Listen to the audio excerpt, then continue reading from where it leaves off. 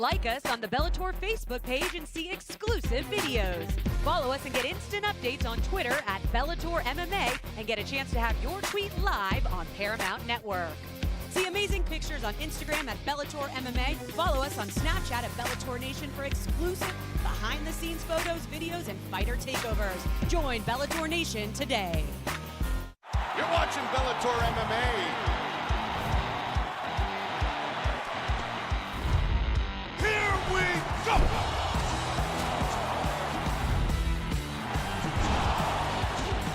Oh my!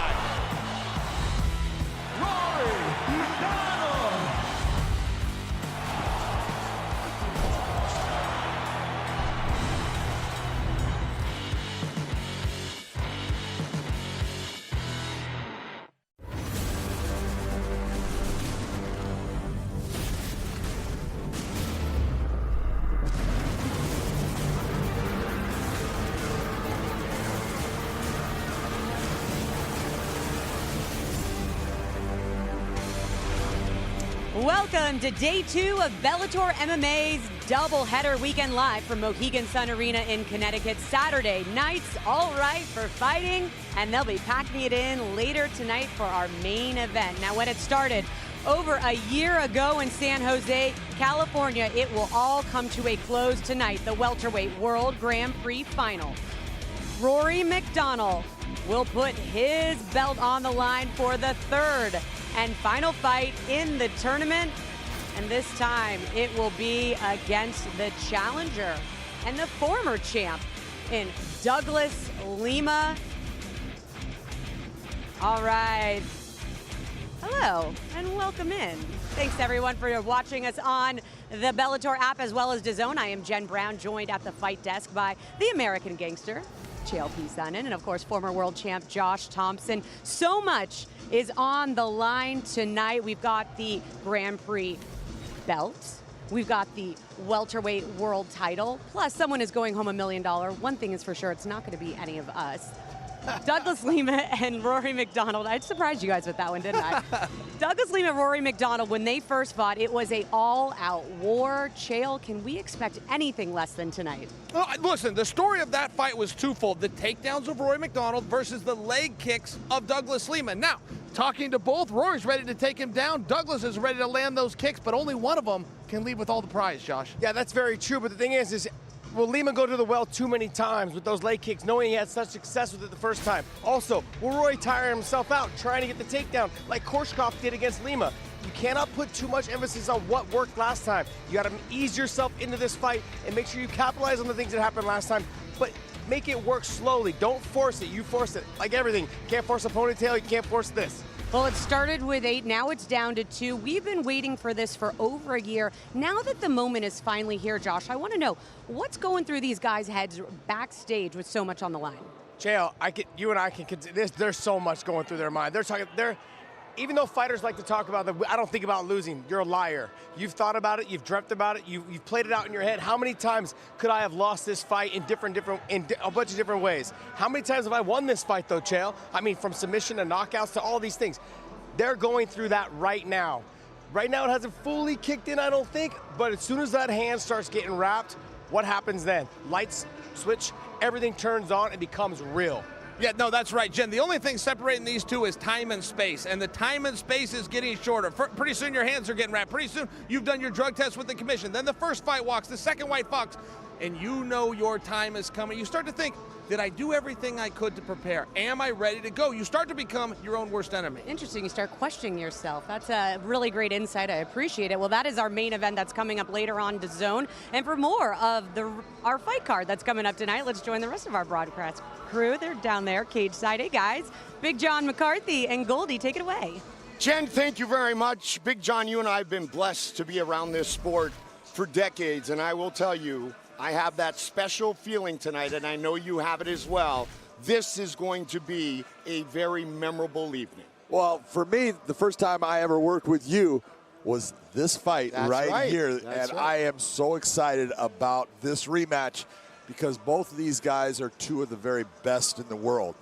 And they know, Mike, going into this fight, both of them sitting in the back, know I'm about to go through hell because that's what my opponent is going to try to put me through. And I just got to keep on fighting my way through it all the way to the end. So you want to be a mixed martial artist. Also on our main card tonight, right here on Dazn, Paul Daley and Syed Awad. Syed Awad takes this fight on very short notice. That co-main event should be outstanding. Baby Slice also, but let's talk about Paul Daley.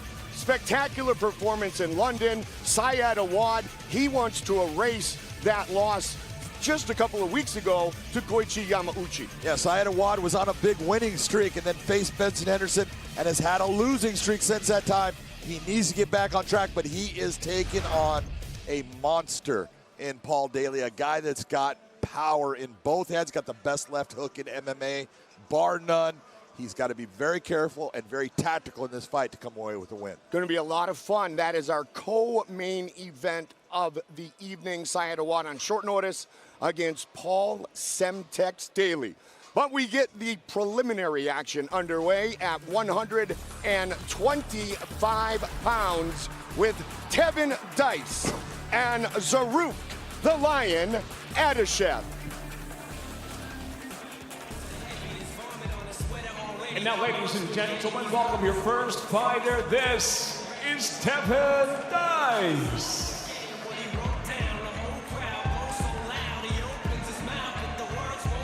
Tevin Dyce, born in the Bronx, training at Jackson Wink MMA in Albuquerque, New Mexico.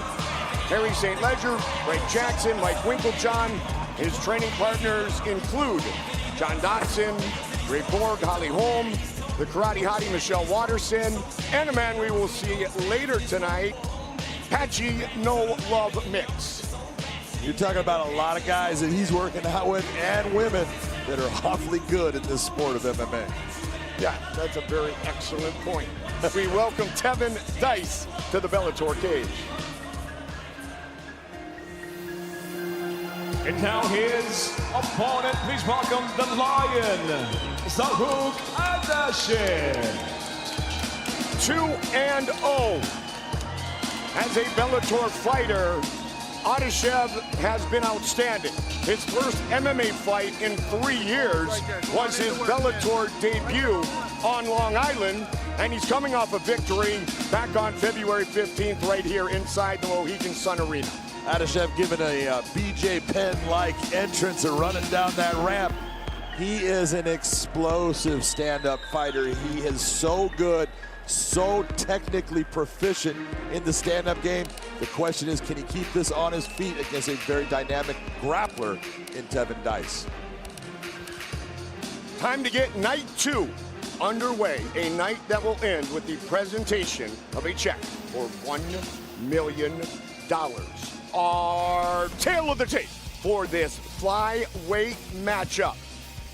Adashev, 2 inches shorter, but 2 years older to Tevin Dyce, who will have a sizable reach advantage. Well, that reach advantage for Tevin Dyce is nice, but he's the guy that's going to be wanting to get his hands around the body of Adashev to get him to the ground. All right, let's get it officially underway. Here is the voice, Michael C. Williams. Ladies and gentlemen, good evening and welcome back to Mohegan Sun, the second night of this weekend's doubleheader. Bellator 232 begins now.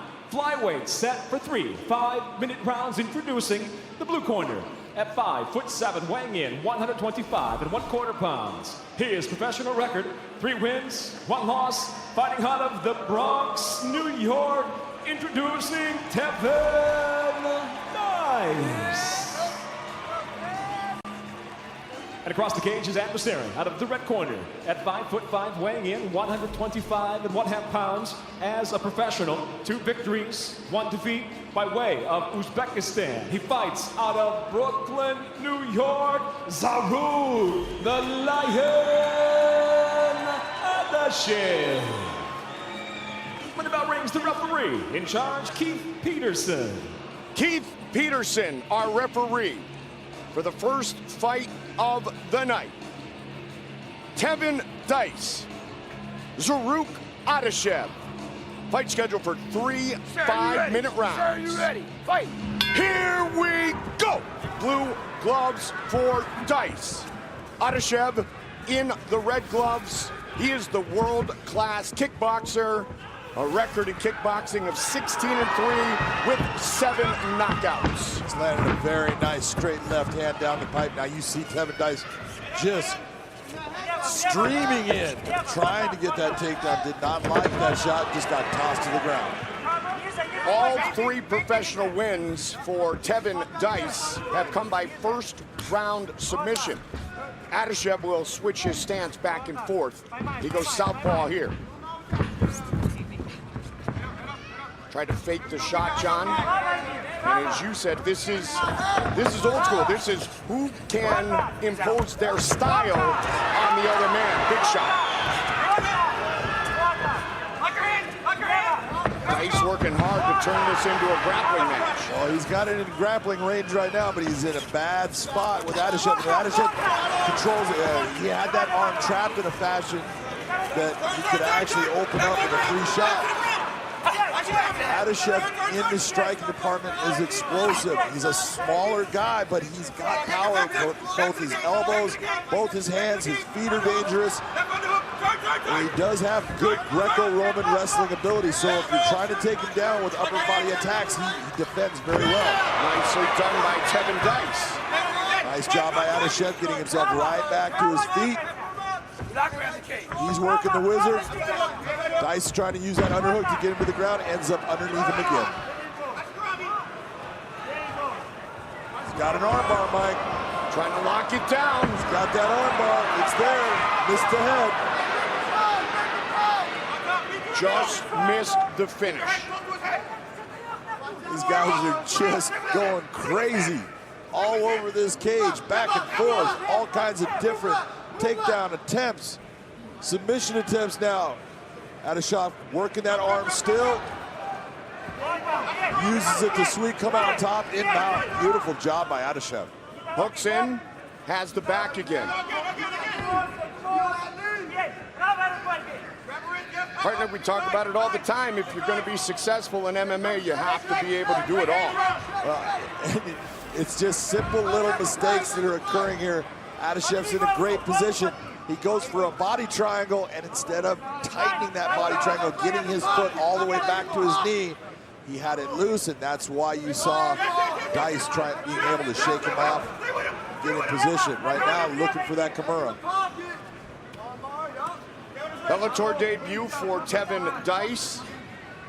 Zaruk Adashev trying to move to 3-0 inside the Bellator cage.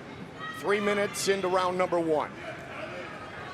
You see Adashev trying to free his arm out, just being very defensive, smart maneuver.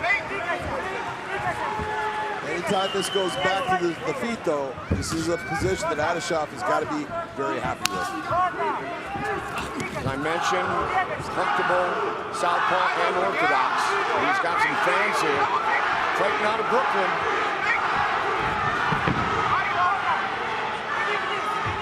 Good sprawl. Nice job stonewalling that takedown attempt. And right now, all this is taxing on Tevin Dyce. You're having someone basically pushing their weight down on your head. There's a lot of energy that's being burned just in that position. It's not comfortable, and you're having to hold his weight up to just keep yourself from going down.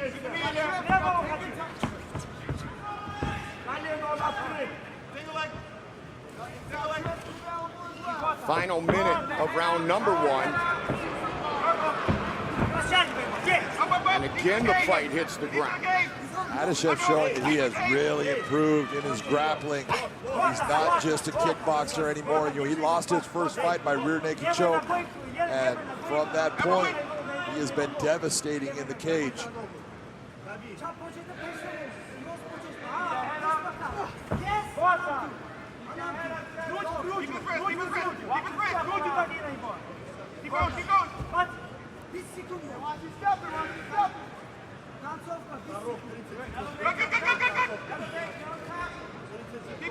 "15 seconds. Dyce trying to hold on to a Kimura just to control the position. Needs to be careful when you're holding a Kimura and you don't have legs. You can put you into an armbar position real fast.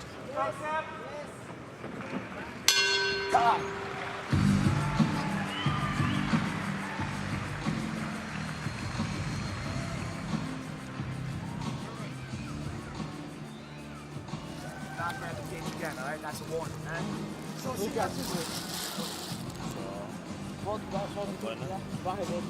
Воду, дай мне. А поддержи отсюда сзади. Шоха, поддержи сзади. Все, вот так вот. Ты взял раунд за ручан. Все. Еще. За ручан, послушай. Ты должен чуть-чуть больше ему бить. Ты мало бьешь его. Окей? Красивый рестлинг делаешь, но мало бьешь. Давай.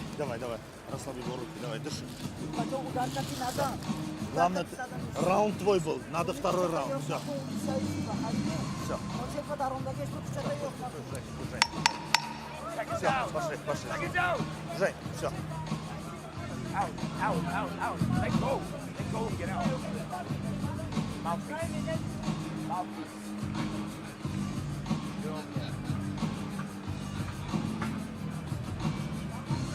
Set for round number 2.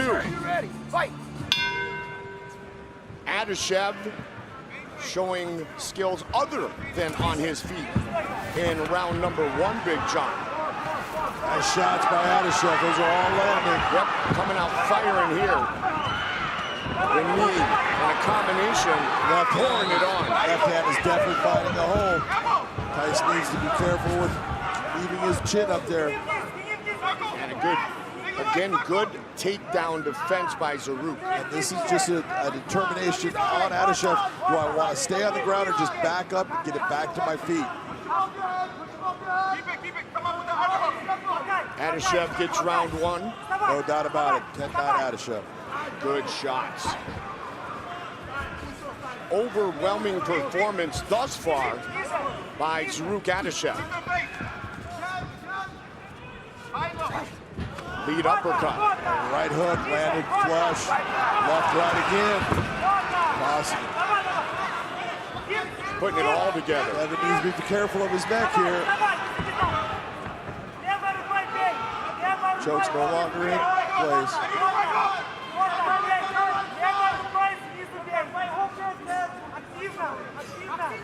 Wise move by Zaruk Adashev. And what you just saw from Tevin Dyce is telling you he's not thinking correctly right now. His brain has been scrambled by some of these shots. Getting up the way he did is not the way he's been taught, which means he's in trouble. Yeah. It is all over. Great performance by the Lion, Zaruk Adashev. 3-0 inside the Bellator cage.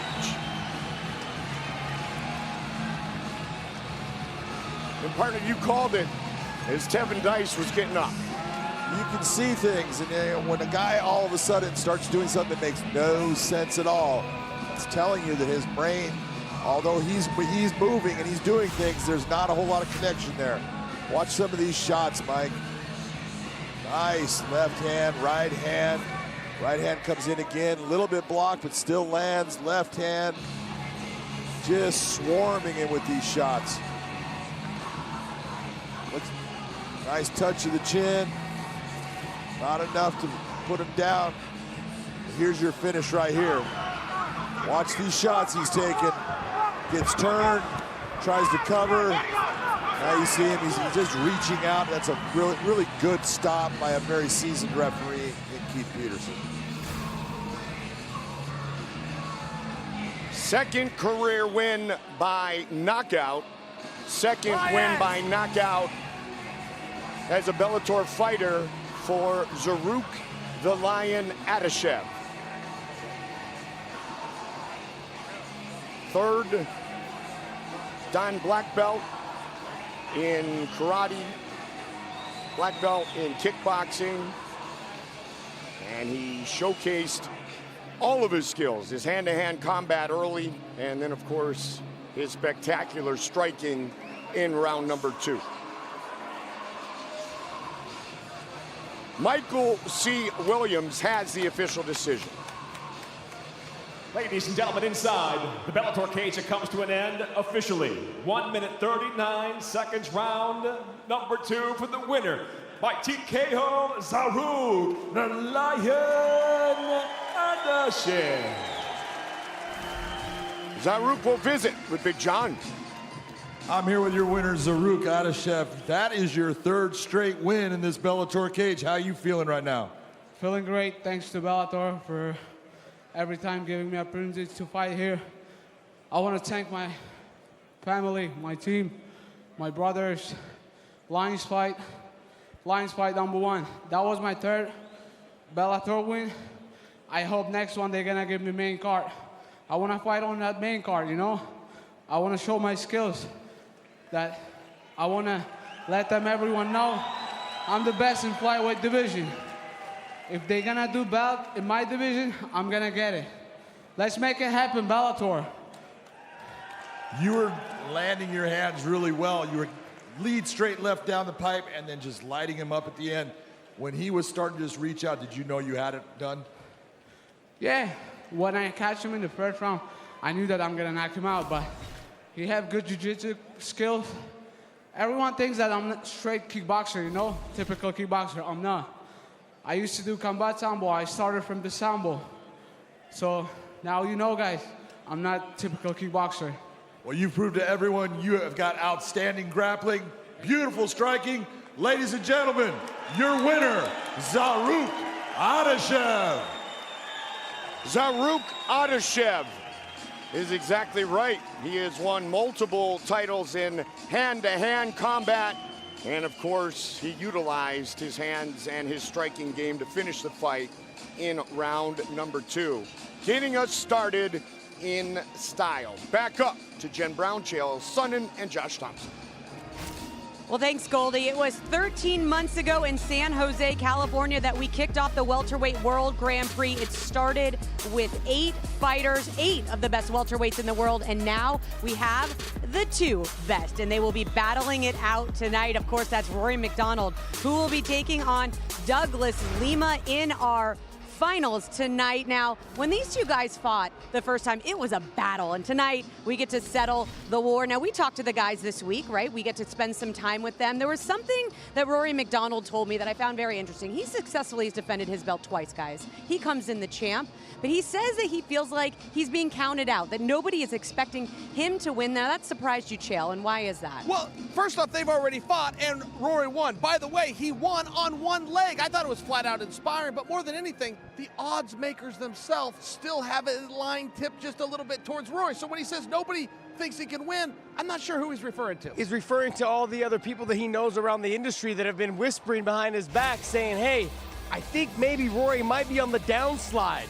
And that as a fighter, gets under your skin, especially when it's people you kind of know, you see him passing. It's like you see at these events. And you're like, I remember what you said. Well, he kept that in the back of his mind, and now tonight, he wants to make sure he proves everyone wrong. Well, it's interesting you guys are talking about the mental side of this aspect of the fight game, and when we talked to Douglas Lima, he said that's the biggest change we're going to see from him in the cage. He said his mind wasn't quite right the first time they fought, Josh. No, it has nothing to do with his mind wasn't quite right. What happened was he was in awe of Rory MacDonald. Rory MacDonald has fought the best competition around the world, and he was standing across the cage as the champion, feeling like he was the contender. And that's the problem. That was the issue that night, and it showed in the 5th round. He came out, gave an easy takedown in that 5th round, and he's been beating himself up ever since that night. Now he's in tonight. He's like, look, I have no respect for that guy. I need to go out there, not show him any respect, and dominate from beginning to end. And something new Douglas is doing from a mindset standpoint is he's not worrying about fatigue anymore. And Josh and I can tell you, fatigue is a real thing. It's a weapon that you need. A fighter's biggest fear isn't losing, Jen. It is reaching a point of exhaustion and not being able to defend himself. Douglas Lima has now said, you know what, I don't care about being tired anymore. I know the guy across from me is just as tired as I am. Let's just keep on fighting. Well, that is our main event. It's coming up live at 10, 7 Eastern, exclusively on Dazn. We've got 4 other great fights, but now let's get back to the MMA action with Goldie and Big John McCarthy. Guys? All right, and we do it at 135. Bantamweight matchup. John Douma fighting for the 2nd time inside the Bellator cage.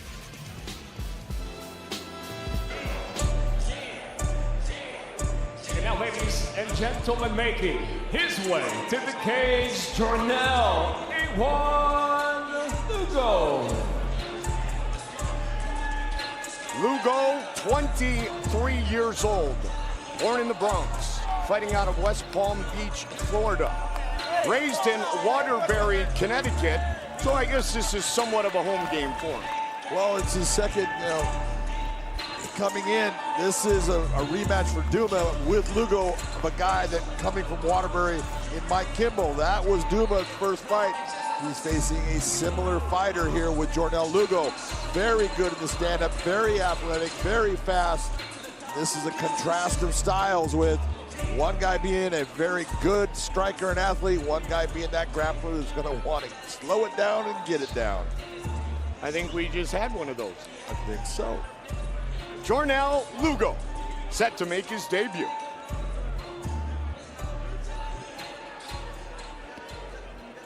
And now, his opponent, please welcome John Douma. John Douma, 4 professional victories.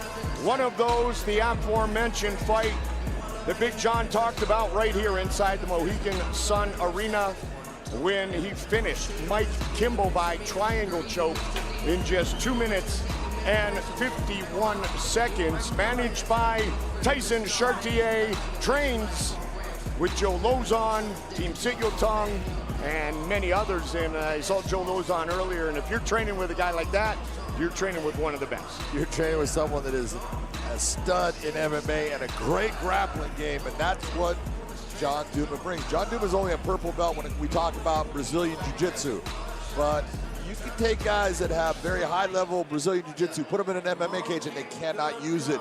John Douma on the ground in MMA, he is exciting, he's explosive. Our tail of the tape for this bantamweight fight. Douma, 23 years old, as is his opponent, Lugo. He is 2 inches taller, and he will have a 4-inch reach advantage. Once again, here's the voice, Michael C. Williams. For those joining us live worldwide on the Bellator MMA Global app, we welcome you to Mohegan Sun as we get set now for 3 5-minute rounds in the bantamweight division. Introducing the blue corner at 5'9", weighing in 136 pounds even. His professional record undefeated at 2-0. He fights out of West Palm Beach, Florida, Jornal Lugo. And across the cage, his adversary out of the red corner at 5'7", weighing in 135 pounds. As a professional, near perfect, 4 wins, just 1 defeat.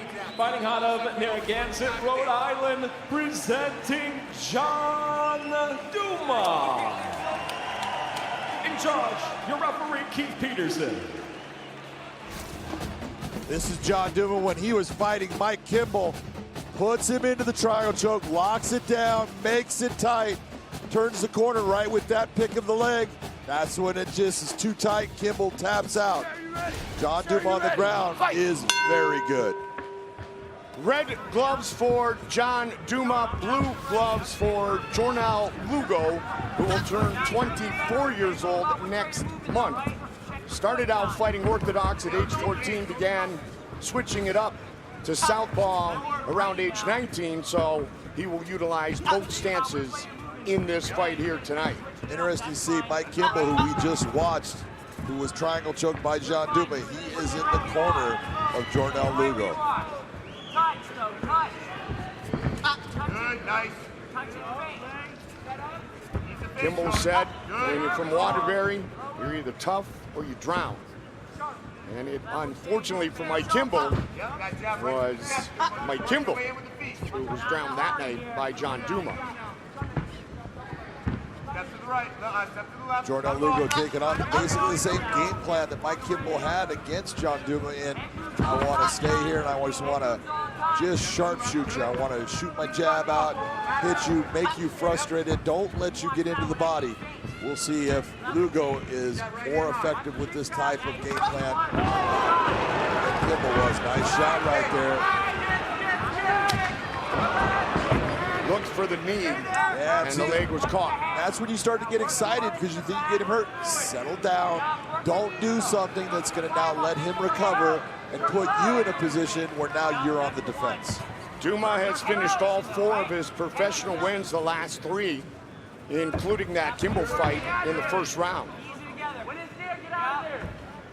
Managed, as I said, by Tyson Chartier, who told me that John has been in a lot of gritty wars over the years. Said he's somewhat of a comparison to Jim Miller on the Northeast scene, which is quite a compliment. That's a big compliment right there. He did a nice job of sweeping that leg out, bringing Lugo down. He's looking now to drive him forward. Starting to block the leg. There he goes right to the back. As I say, when he's blocking the leg, he's got a good chance of going to the back. Lugo trying to stop that by turning into him. You're seeing John Douma using his head as that third arm, driving Lugo down to the right. Lugo getting up and out. Very nice athletic moves by Lugo to get himself free. Lugo started out training at the Practical Self-Defense Training Center in Waterbury, Connecticut. Learned the basics from Jesse James Kosakowski and his father. Swing and a miss. Blue gloves for the newcomer. Douma 1-0 as a Bellator fighter in the red gloves. Took that kick off the arm. Douma took some nice big shots, but then delivered a beautiful uppercut inside. Dirty boxing. That's his game. Everything that, you know, when you're watching these two guys, you have 2 distinct styles, and you can see how fast and athletic you have when you're looking at Lugo. And not that John Douma is not athletic, he's just not that same athlete, so he's got to use good technique and just be that gritty guy that sometimes puts himself in a bad position to try to get through that athleticism of Lugo. Right hand thrown by Lugo. Good sprawl.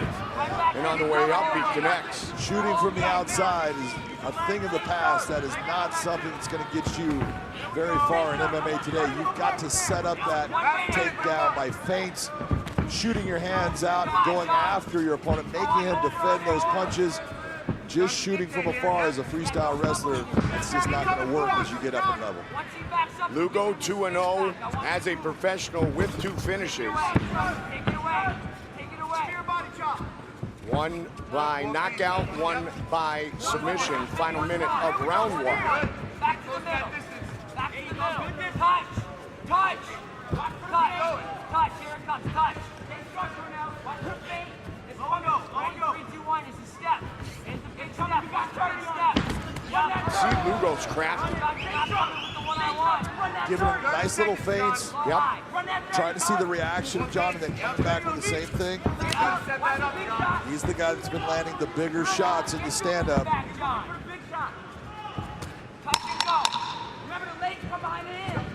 Good start for Douma.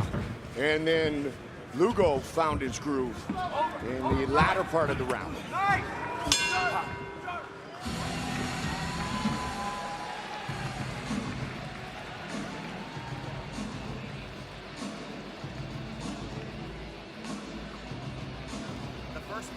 Before you took him down, he was walking backwards and you're walking him down. We gotta get back to that. When you feint, he steps back. When you feint, he steps back, close the distance. You gotta keep walking him down. You obviously dictate the pace. When he dictates the pace, those takedowns aren't gonna work. Correct. You need to start coming forward, dictating the pace like Greg's talking about. Touch with the jab and back this kid up like you did at the beginning of the fight. He's starting to get some confidence. You can feel when you get into the ground it's going to be over. I need you to dictate the straight. Where's that overhand? Where is it? As Jen said, it all began 13 months ago. Tonight, right here on Dazn, the Welterweight World Grand Prix concludes with one of the most highly anticipated rematches in MMA history. Rory MacDonald, the champion. The former champ, Douglas Lima, the challenger. The welterweight gold is on the line. The Welterweight World Grand Prix title is on the line, as is $1 million. Sir, you ready? Sir, you ready? Fight! Round 2.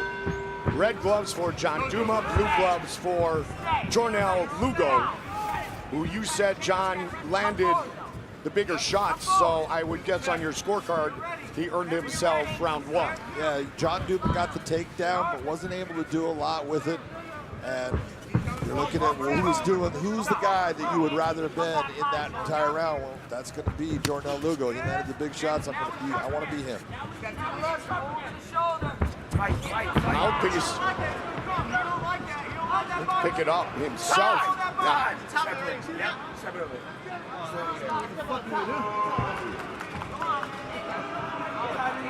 Stay back.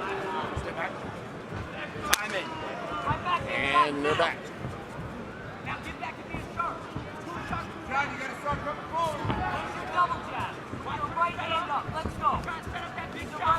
See if Douma can get his grappling going again here as he did early. Come here, wait, then go. Back foot under us. Hey, I need your feet under you. Sit down, sit down. Keep double jab. Douma really needs to start. If you're gonna press forward, start firing that left hand out. That jab's gonna set things up. Don't come in just moving straight in without giving him something to think about. You gotta take over here. Lugo talked about not being the fastest, not being the strongest, but he prides himself in utilizing his high fight IQ, spends hours upon hours a day studying fights and training footage. I would say he does have some quick hands and Yeah. good feet. I'd like to know who's he comparing himself to. He's pretty quick hands. I don't want to be in his neighborhood if there's people a lot quicker. Douma snuck one in on the break again. Douma bloodied up.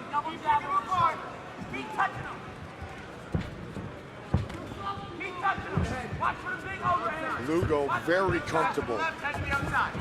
Hands are low. Well, his hands are low. Sometimes when someone's hands are that low, you're the nice right hand over the top, and you're the slower guy, you're trying to keep your hands up. Sometimes it's hard to see those hands when he shoots them out.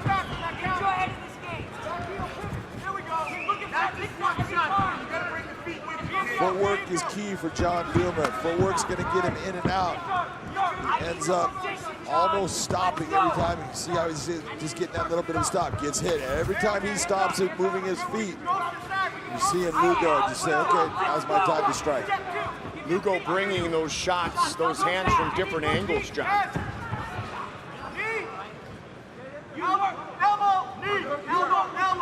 This is where I watch a young fighter and I go, what are you doing?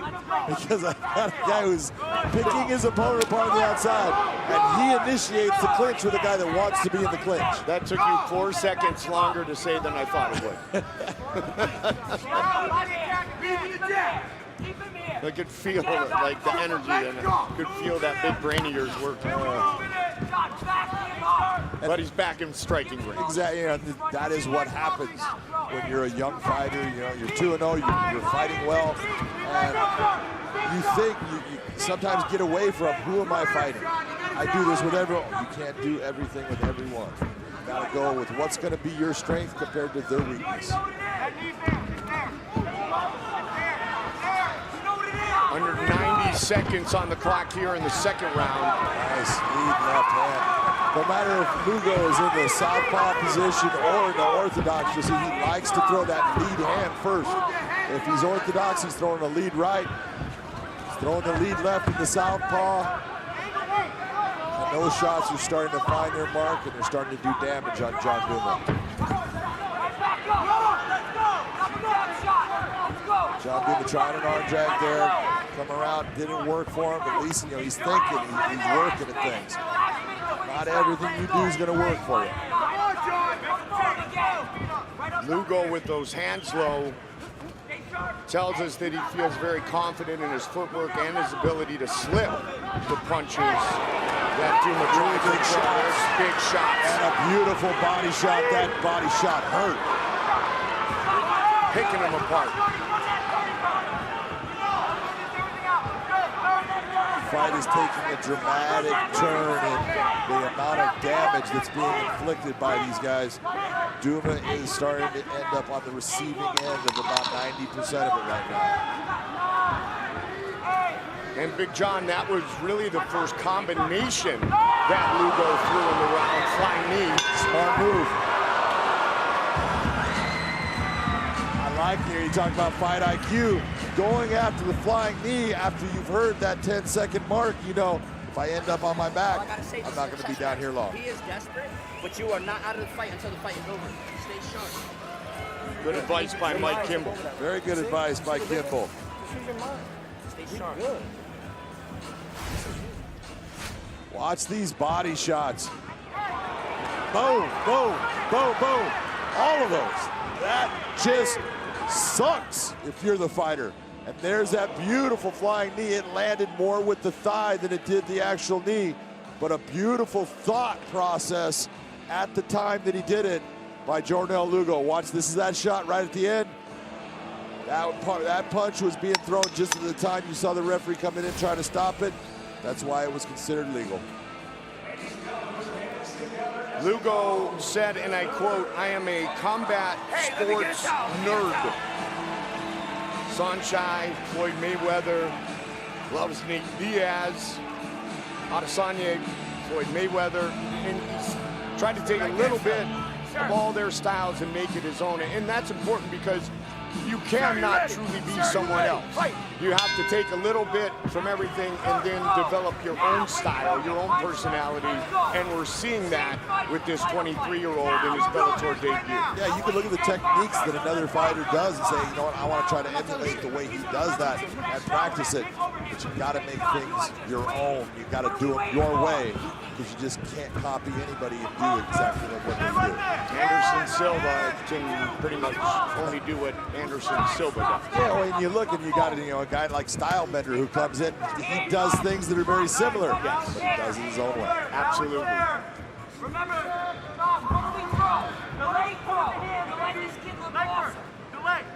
Mike Kimball said, stay composed, keep working your hands, keep your distance, for this fight is far from over. Again, look at how Lugo goes. He's going to shoot that left hand. He likes shooting the lead, meaning that that's his power hand coming straight. It was off target, didn't hit, but he keeps going back to the well on it. John Douma should see it and time his takedown attempt off of the way he shoots that lead hand. Let's go, John. I'm trying to recall if Douma even shot or looked for a takedown opportunity in round number 2. He got it there. He got it there. So right on cue. There you go. So you knew it was coming. I did. My big brain as well, as you've said.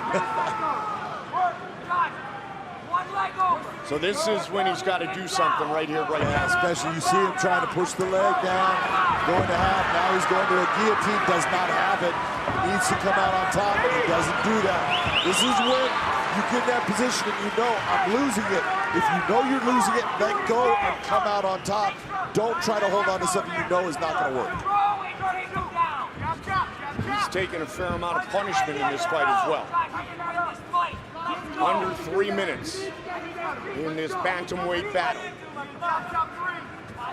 Great to have you with us here on Dazn on a night in which we conclude the welterweight World Grand Prix. You're trying to come inside, so you just gain ground. Don't back off at that point. You have him towards the cage. That's where you need him to be for you to get that takedown. Why are you backing up? So he gains ground, gives up ground. When you just coming in to gain ground, it takes something. There's energy. There's sometimes damage. All these things. Don't just give it up.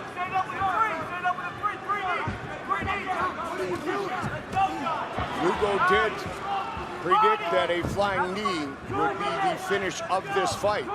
He went for it at the end of round number 2. He was only inches away from that thing connecting the right way, and he could have possibly been right.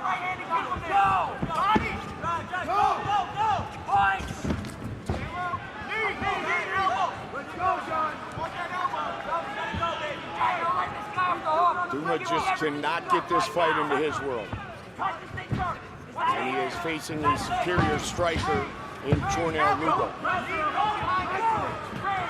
Look at the damage. The nose is bloodied up from all those straight shots that you've talked about, John. And Douma's working. He's trying. Absolutely. He's, you know, out there giving it everything he has. It's just that he's facing a guy that's he's getting hit by. He can't figure out exact movement.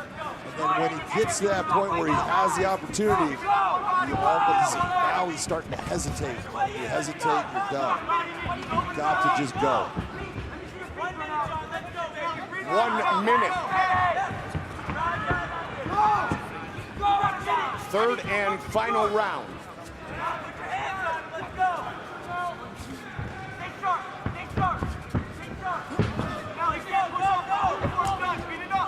The soon-to-be 24-year-old, born in the Bronx, looking to move to 3-0 as a professional.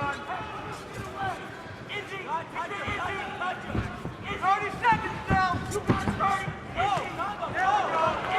Nice right hand, going backwards. Yep. I'm very impressed with Lugo as far as a lot of guys will say I'm a switch stance fighter, and you can see where they're stronger. Lugo is good. He's balanced on both sides. Be southpaw as he is now, or when he goes orthodox, he's comfortable. Well, I thought it was interesting when he said he literally changed his style, John. At age 14, it was all orthodox, and then he fought all southpaw for a while, as opposed to most guys who switch back and forth as they advance their skills. One thing we know is the skills were on display tonight, the skills of Jornal Lugo. Goes the distance for the first time as a professional, but does it in a dominant fashion. I'm not going to take you down. No mistakes over here. No mistakes.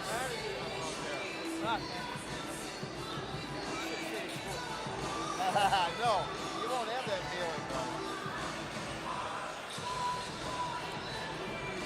bro. A frustrated John Douma. Pose your fuck. No one has to pose it. Good strike. Nah, man, I just fucked up.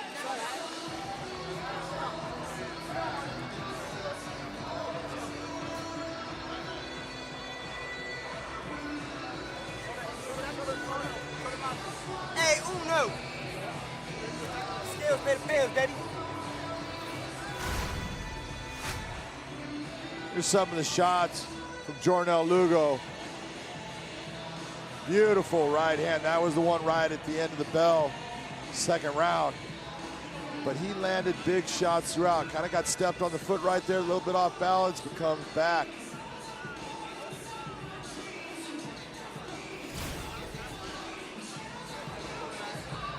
Here's Mike Kimball.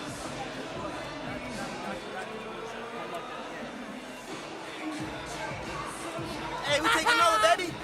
Stop playing, feel me? Hold on, hit it, hold on. Waterbury did not sink tonight.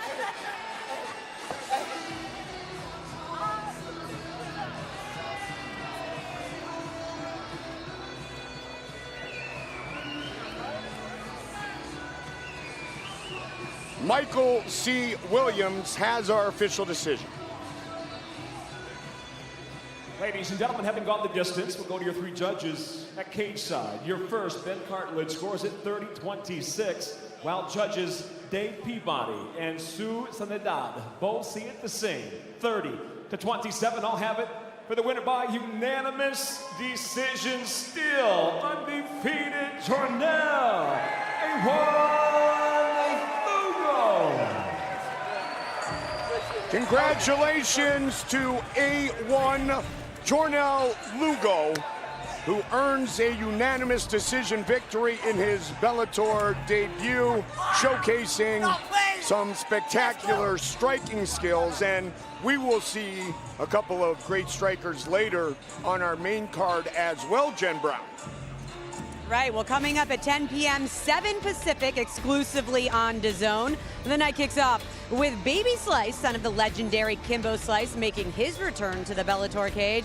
We also have Connecticut local Nick Newell, having just signed a multi-fight contract with Bellator, hoping to put on a show in front of his hometown crowd.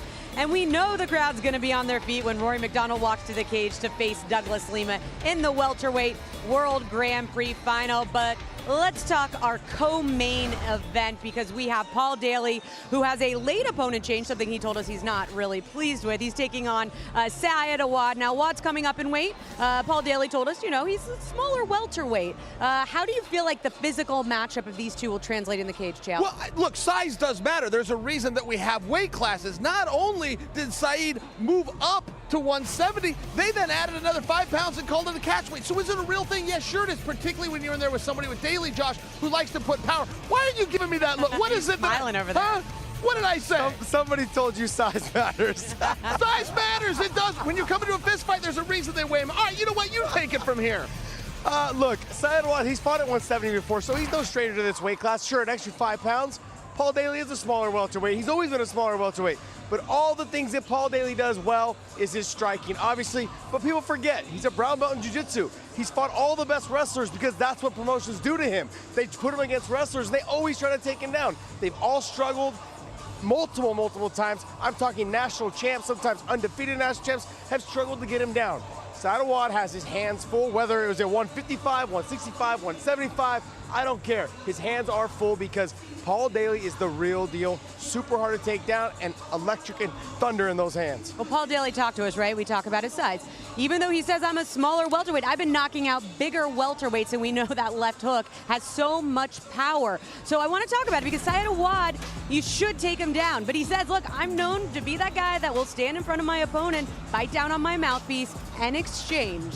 That's not the best game plan against a guy like Paul Daley, though. No, look, the blueprint for Paul Daley's out there, but Awad is not Josh Koscheck in the wrestling. He's not John Fitch. He is something very special. And guys, before we go too far, let's not overlook that Awad can fight on his feet too. Sure, he doesn't quite have the dynamite in his hands of Paul Daley, but he can get down, he can protect himself, he can slip, he can also clinch. And I think the clinch is somewhere where he can have some better moments than counting on a takedown. What do you think, Josh? Chael, I very rarely agree with you, but I gotta tell you, you actually brought up a good point. I didn't even think about that, to be honest. I believe that may be his remedy for this fight. If he can press Paul Daley to the fence, keep him there.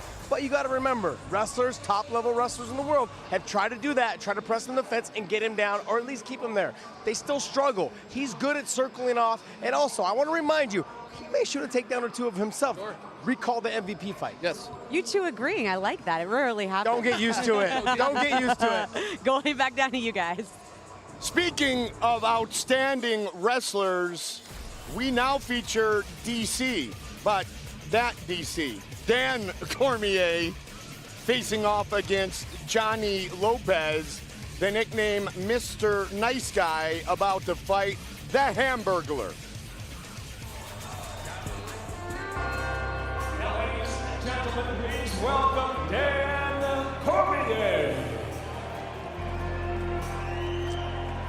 Cormier, a training partner of John Douma's, fighting out of Rhode Island, born in Boston, making his debut inside the Bellator cage. Very experienced fighter, Big John. He has got a lot of experience. He's not the Dan Cormier that everybody's expecting, that I've worked with before, but he's a good stand-up fighter, and he moves in and out very well. He's got decent wrestling. He's not like the original DC that we all know, but he will jump into any submission. He likes doing flying arm bars, flying triangle attempts. He is an exciting fighter. Brown belt in Brazilian Jiu-Jitsu, 8 professional wins for the Hamburglar, Dan Cormier. And now please welcome Mr. Nice Guy, Johnny Lopez. Johnny Lopez, fighting for the 3rd time here inside the Mohegan Sun Arena here in Bellator. And John, you were the referee for his Bellator debut. He is a good fighter. He's fought a lot of fights here in this arena, so this is like home for him. He's been with Reality Fighting, And here at Bellator, he is a very good fighter. He's good everywhere. He's got good wrestling. His takedown defense is good. His submissions are outstanding. And if this goes to the ground, expect him to be going for something that he wants to take home. Well, you're exactly right, because this is his 14th fight. Yeah, there you go. Here inside the Mohegan Sun Arena, his third in Bellator. His record here inside Mohegan Sun is 10-3. 11 wins in all. And a 3-fight win streak as he's back in Bellator tonight. Our tail of the tape for this flyweight matchup. 36-year-old Lopez against 31-year-old Cormier. Yeah, 5'4", 5'3", that's not going to change anything, but that 66-inch reach, just a little bit more than Dan Cormier brings. Michael C. Williams.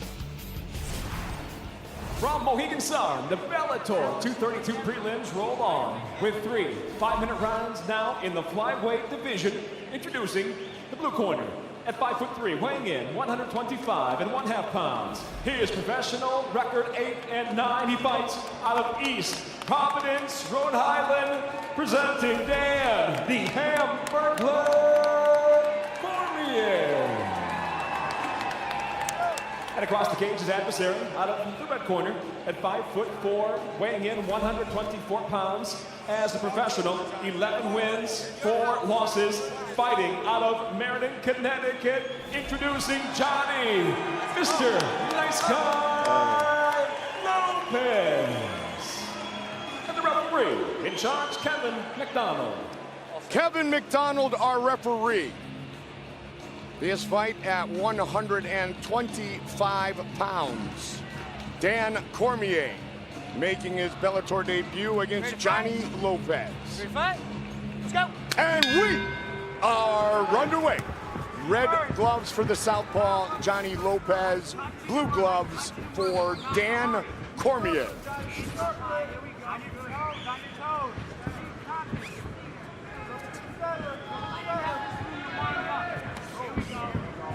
John, when you were breaking down this fight, when you and I were talking about it, you said that Cormier has some good stand-up skills. And look at his stance. In the back foot is in that Muay Thai position. Now, well, he comes from a Muay Thai background.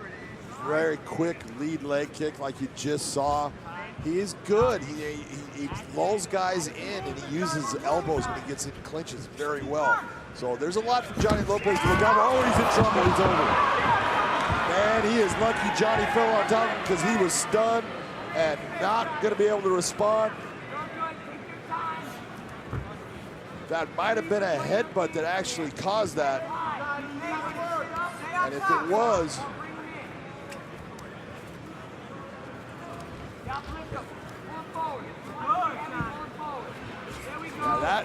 Mike, that was swelling. Look at the swelling. Yep. Yeah, well, that was a clash of heads, and what should happen in that situation, if the referee sees it, you get a clash of heads. You saw that it stunned Dan Cormier, and he should have been given a timeout and time to recover and get his senses back and not be in this position, because he was actually put down by what we would say was an unintentional but illegal blow. Trying to lock down a submission. But now time has passed and it's too late for that maneuver. Yeah. Well, look at the hematoma from that clash of heads. He does have a nice little goose egg, and what that is from, some people that are watching, so what you're seeing is, because it was that clash of heads, it's bone on bone. One of the arterial veins underneath the skin, pressed between the skull and the skin, got crushed. And so it's pumping out blood until it matches the pressure that it has and his heartbeat has as far as his blood pressure, then it stops. It's not Mark Hominick. No, it's not even close, but it's a good one. It's good. What we call, that's an egg. Watch the back of his head. Hominick's was the pumpkin. His fight against Jose Aldo. They battle on the ground. And this is where, if I was going to say where I thought Johnny Lopez actually had a good advantage, it's in the ground here. Although Dan Cormier's got a good ground game, he's got good submissions, it's the pressure that Johnny Lopez is able to keep and the positioning, like you're seeing, taking his time and passing to better positions. Beautiful side control, brings the knee in, just systematically working himself to better positions to try to work towards that submission. More than half of his professional wins have come by submission in a variety of different ways. Lopez, a couple of rear naked chokes, a guillotine, a key lock, a knee bar, and he would love to finish it here in round number 1 and earn his second Bellator win. Side control, knee on belly, and looking to advance. And doing a really good job with knee on belly as far as the pressure he's creating. When you see a guy with knee on belly, what Cormier needs to do is get his hips out, make that knee slide off of that position, but there was so much pressure, he couldn't get that done, and that's why you see Johnny Lopez being able to hold that position and creating a real hard time for Dan Cormier to even breathe at that point. Cormier doing a nice job, John, getting back to full guard in the final minute of round number 1.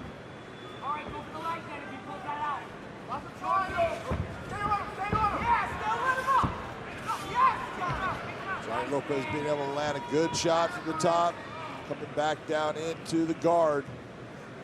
Dan just doing the best he can to slow the progressions down that Johnny Lopez is working towards.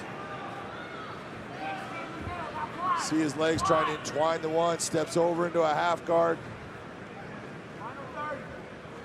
But Dan Cormier has done a very good job of being defensive, not allowing any real damage to be done to him. He's gotten hit a couple of times, but overall, with all this time on the ground, he's been very effective with his defense, even though he's not going to win the round.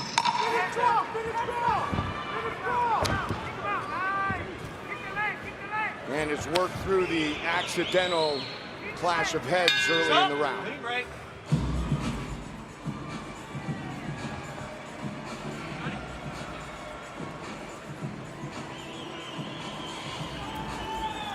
Good round. I don't know how that happened. All right, go, William, go. Here we go. This is a repeat. Look at the heads. Boom. That nice clash. And you see him go down. He was stunned from that. We need to go back to the same exact So it wasn't intentional. They're both coming together. And this happens many times when you get two guys in different stances. Let's stay with your attacks from the bottom. Stay with that wrist. You can see what he wants to do right now, okay? That's what put Danny Cormier down on the ground. But like I said, he did a really nice job of defending himself from that point and accepting very little damage from that point on. Touch and get in his face. Let's go. From a head clash. Accidental, okay? I got you. Seconds out, please. Very nice job by the Bellator cut man to press that swelling down. It looks completely different right now. It didn't feel good, I can guarantee that. Second round. Round number 2.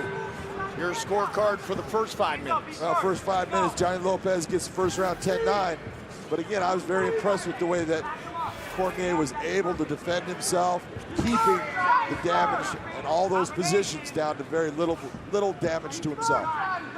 Let's see if he can utilize some of his Muay Thai here. Nice knee inside by Cormier. Early here in round 1, already a knee has landed.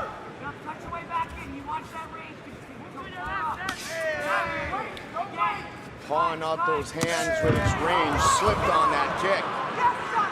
Right now, I would say Dan Cormier has very bad luck. He's in the Mohegan Sun Casino and should not gamble at all. Well, he's in Johnny's casino is what he is. Johnny's home away from home. Trains at Underground MMA in Hartford, right down the road. Underdog MMA, Mr. Nice Guy. Head coach Russell Leak. Use your head, Johnny, hit. Need a hit. Right back in. Right knee. Don't give him a break. Move your feet. Let's go. One way, the other way. Come on, Dan, I need you to move. Bumping Keep those knees going. Johnny Lopez using his head as that third arm, digging in, trying to bring that weight down and over so he can work towards a takedown. Also working towards just landing shots. You see him controlling the bicep area. Bringing up elbows. All this is that nasty, gritty clinch work, dirty boxing we'll call it. And it's just a systematic, grueling beatdown that just starts to make you feel like I can't move my arm. Johnny Lopez said, and I quote, "I am the proud dad of 2 beautiful girls, and I get paid to beat people up. Life is good, baby." Life is good. Last 3 fights have gone the distance. In fact, his 2 fights in the Bellator cage have gone the distance.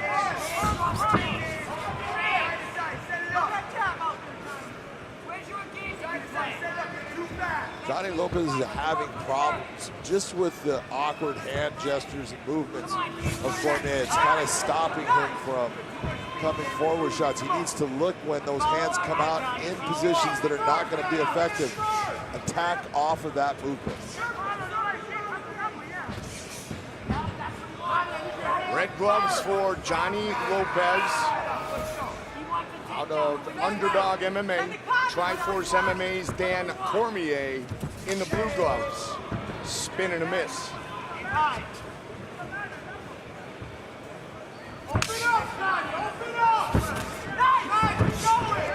So you shooting that lead left hand by Johnny Lopez. It's going to find that mark if he continues to do it. And a lot of it is based upon the hand positioning of Dan Cormier.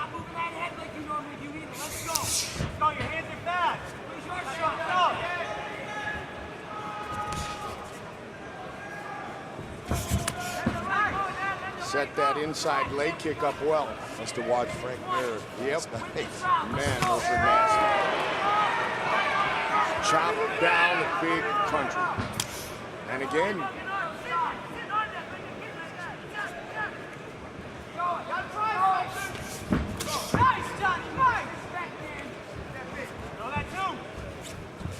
Lopez very comfortable standing with Cormier here.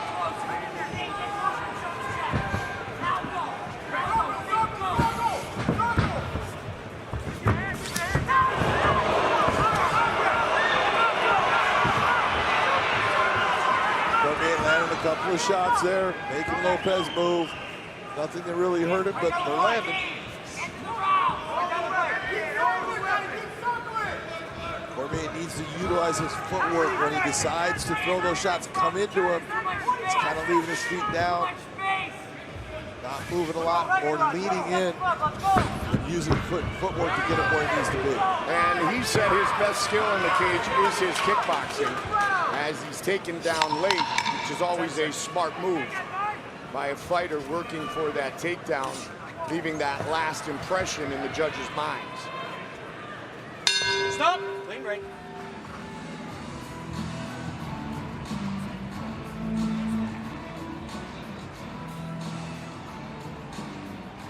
You all right? Yeah, deep breath, deep breath, let's go backward, boy. Back him up. Are you with me? Okay.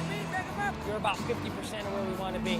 You gave that round away at the end. You knew when you give him that kind of range, he's going to rush you. You know that, right? When you get into the face, this kid's face, and give him everything you have for this round, we need it. Here's Lopez. Look at this leg kick. Nice. Right inside. Right in that meaty part. That hurts. Takes him right off his feet. Cormier landing the big right. Didn't land where he wanted it to, but it had the effect getting him back. And Lopez going after this single leg takedown. Bringing Cormier to the ground, ending that round. You heard the coaches of Dan Cormier saying you got to bring it here.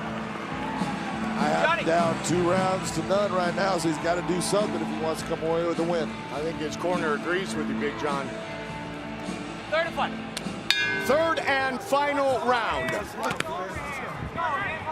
Lopez and Cormier at 125.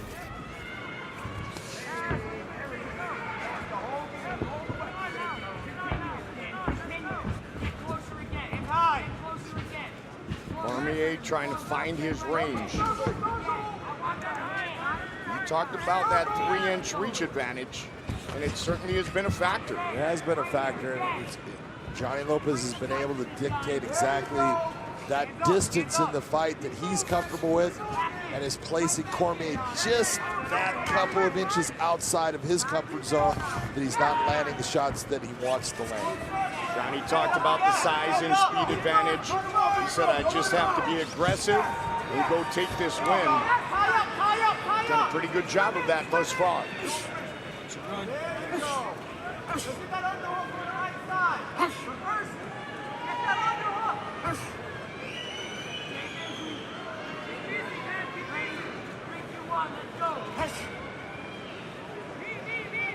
Cormier going after foot stomps, inside knees, outside swing knees, just trying to get something done.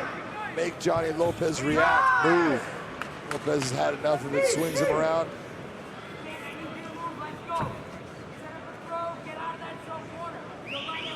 "90 seconds into the third and final round.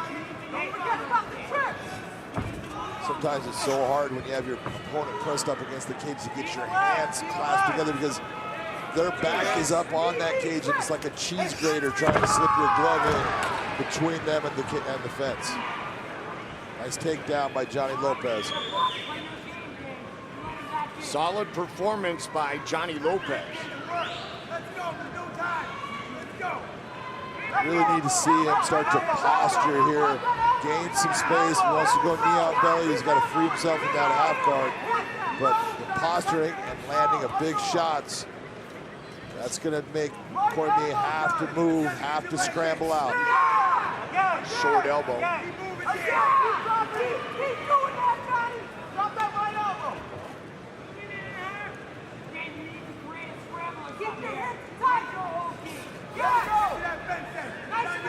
Just past the midway point of the third and final round of this 125-pound matchup.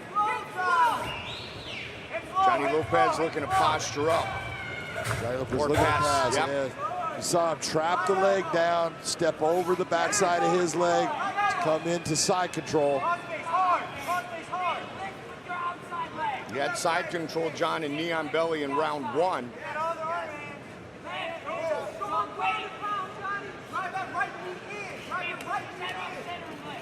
Right now, the fence is causing him the problem, and that's why you see Dan Cormier being able to entwine his leg on the outside.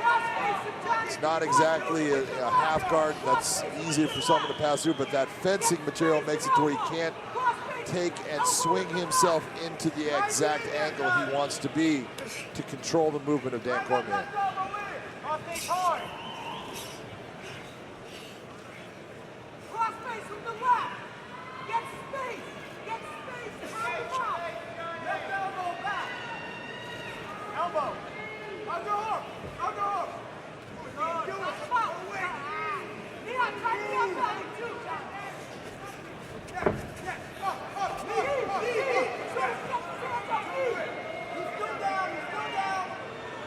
.1 minute on the clock. Cormier is a grounded fighter. That knee is to the body. That's legal. Nothing wrong with it. Lopez, now he can bring it up to the head, but at that moment couldn't attack the head with that knee. Could only attack the body. Both fights for Lopez in Bellator have been here. Both have gone the distance. The second time Johnny Lopez has swung into a position to go for a knee bar. You see Dan Cormier entwining his own leg, figure four in his leg to keep that from happening. Now he's trying to reach over to bring it over. He can work into a calf slicer. Not being able to get rid of the defense Cormier has brought into play. 1-1 in those two fights, and about to go to 2-1 as they go the distance. Mr. Nice Guy, Johnny Lopez, puts in a good performance against the Hamburglar, Dan Cormier.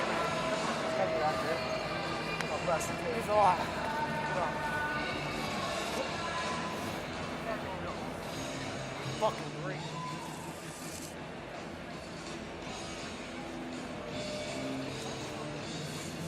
Oh boy, Mr. Nice Guy.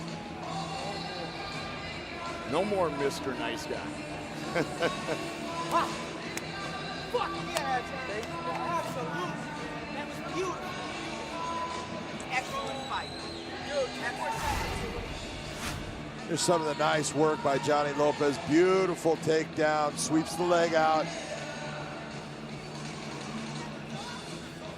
Watch this trip. Sees him bring the leg up. When he does, he hooks the leg, presses and turns the corner on him. No leg to stand on, takes that base away. That's why it goes down. Nice knee inside. A lot of people will sit there and say, oh, you can't knee. Yes, you can knee to the body. You just can't knee to the head of a grounded opponent. And good discipline shown by Johnny Lopez in that position. 14th fight here at Mohegan Sun for Meridian, Connecticut's Johnny Lopez.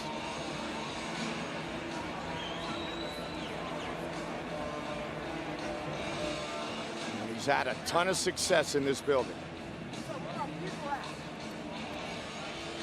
About to move to 11-3.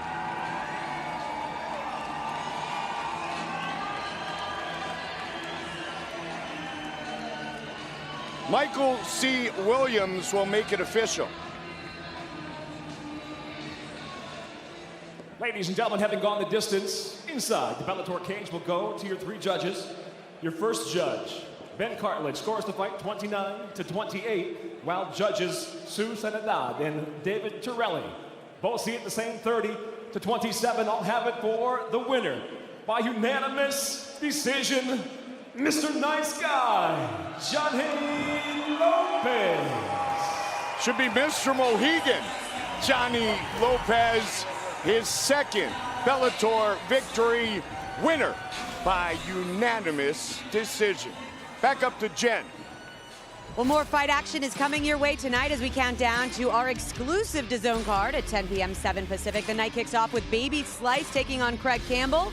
Manny Mura hopes to play spoiler when he takes on hometown star Nick Newell. We've also got Paul Daly taking on Syed Awad in our co-main event. And of course, it's an all lead up to our huge main event, the welterweight World Grand Prix final between Douglas Lima and Rory MacDonald. It's a fight we've all been talking about. And now I want to transition to a fighter that everyone should be talking about, and that is Patchy No Love Mix. So you guys, Mix, he is undefeated. He's 11-0, 22-0 if you take into consideration his amateur record. He trains out of Jackson Wink, and these guys are saying that this kid is the real deal. Yeah, he's in the room every day looking at Holly Holm, watching John Jones, getting inspired and motivated, but he's the guy that wants to be known as an all-around fighter. And Josh, while many people are talking about his ground game, I personally really like what he does on his feet. He's really good on the feet, but look, I'm not going to call him, well, actually, I will. Right now, I'm going to call him Patchy No Love Mix. But if he wins tonight with a rear naked, I'm calling him backpack.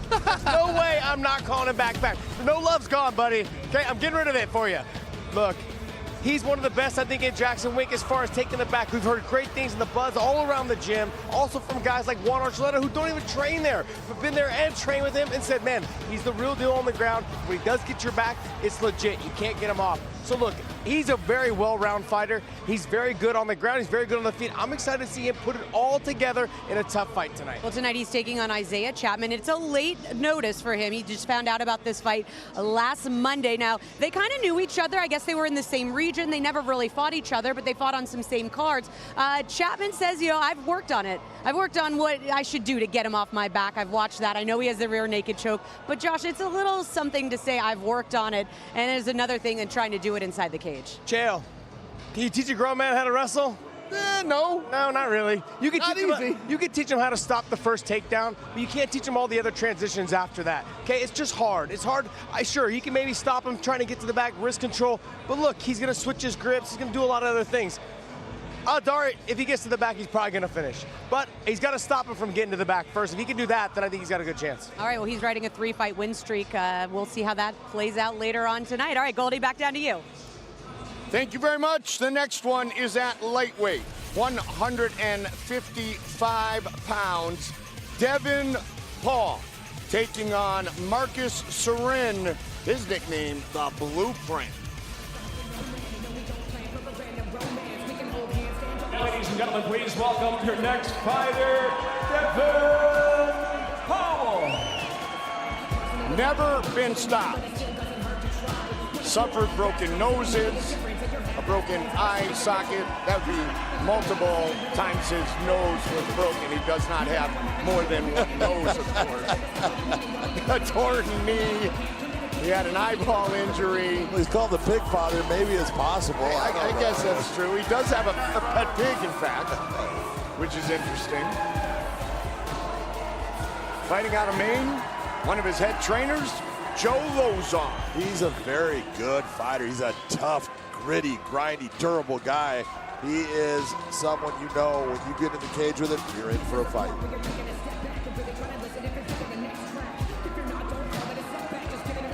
Somersworth, New Hampshire, right across from South Berwick, Maine.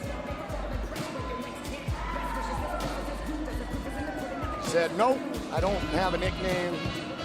But my shirt for this fight is a spinoff of The Godfather, the Pig Father. So maybe that name will stick. Some of us hope it won't. And now, making his way, the Blueprint, Marcus Surin. So you talk about guys who come from good camps and have experience. A brown belt in Brazilian Jiu-Jitsu from the Renzo Gracie Academy in New York City. Also, Marcus Surin has trained with Nick Catone and with Nick Inoue, as well as Frankie Edgar. Marcus Surin is 38 years of age, but he's a young 38. He is a very good wrestler. He's got a great wrestling pedigree. He's got very good Brazilian Jiu-Jitsu now. His stand-up is very good. He's got good straight punches that are fast. He's the real deal. Our tail of the tape for this lightweight fight. John mentioned the 38-year-old, 7 years the elder of his opponent tonight, Devin Powell. Now the record 6-1 and 9-4, so I guess it's really not virtually identical. Well, I had to put the 2 because everything else was virtually identical. There you go. Michael C. Williams. Ladies and gentlemen, Bellator's doubleheader weekend continues now here at Mohegan Sun with 3 5-minute rounds in the lightweight division. Introducing the blue corner at 6'1", weighing in 155 1/4 pounds. His professional record 9 wins, 4 losses. Fighting out of South Berwick, Maine, presenting Devin Powell.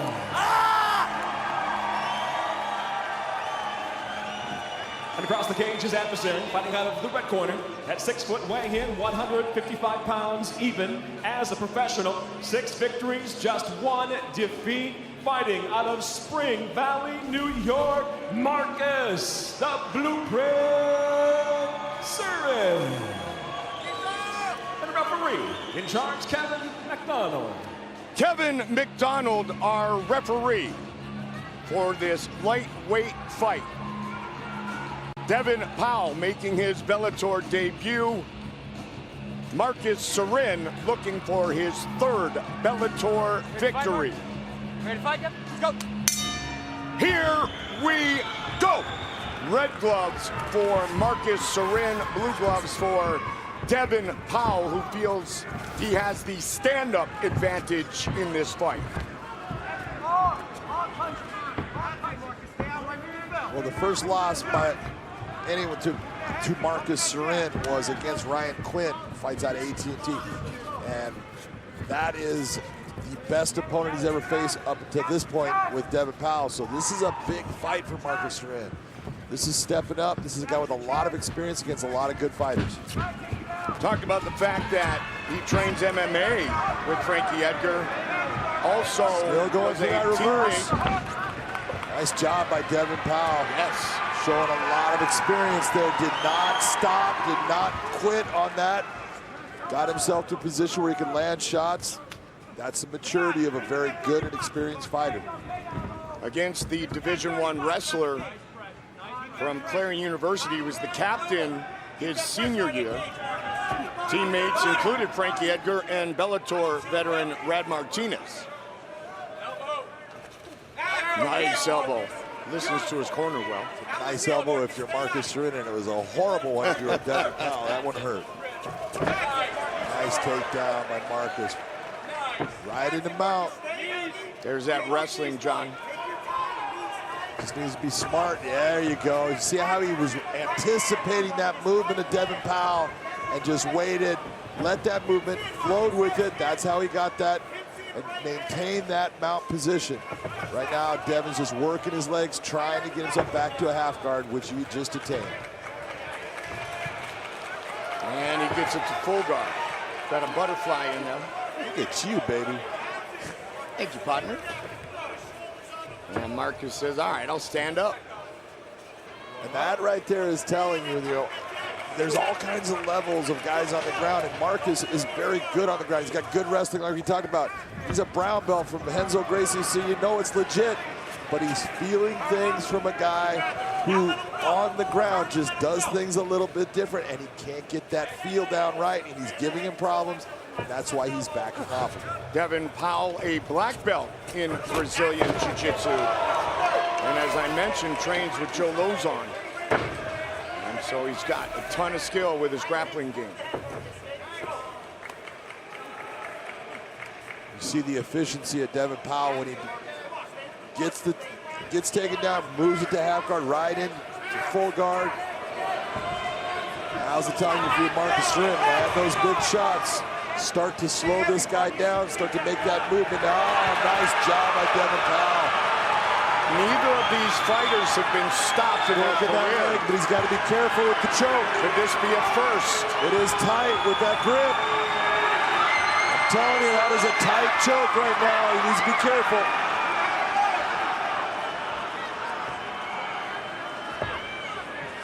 Trying to work his way out of it.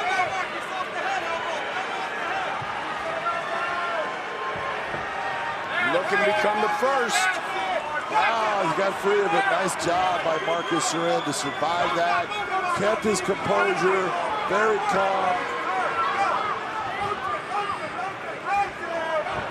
Elbow from the bottom. Yeah, Devin's quote, John, was neither of us have been stopped, and I don't think that either of us are going to look for an easy way out. No, I'll tell you, these guys are just going at it with different positions, different techniques. You see the elevator here with the leg, just making Marcus Surin feel uncomfortable as far as his balance point. 14th pro fight for Powell, 8th for Surin. Devin Powell has the ability to come out on top and take the back here. Anytime you see someone grabbing the head, you know they're not in a good position, and that's why you see Devin Powell coming out on top and has Marcus Surin's back.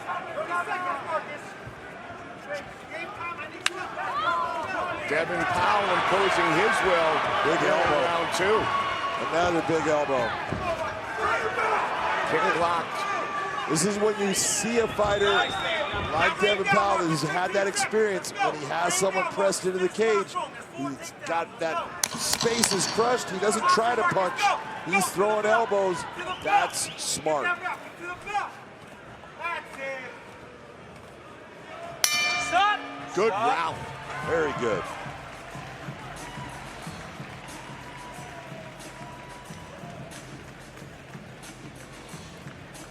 Great round. But the back of the chest. How do you feel? This is when Powell got that guillotine, then gets top side on it. At a certain point, you can see his hands inside. He had that lock deep inside.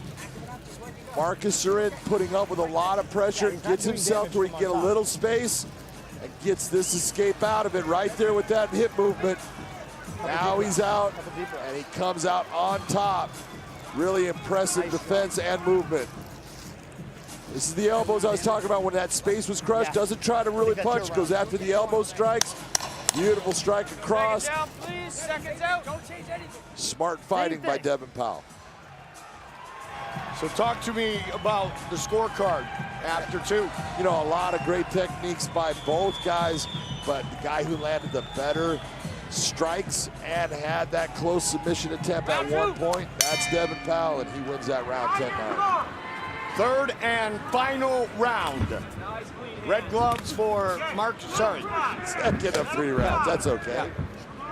You were so excited about that being. That's not our fault. Yeah. Second round.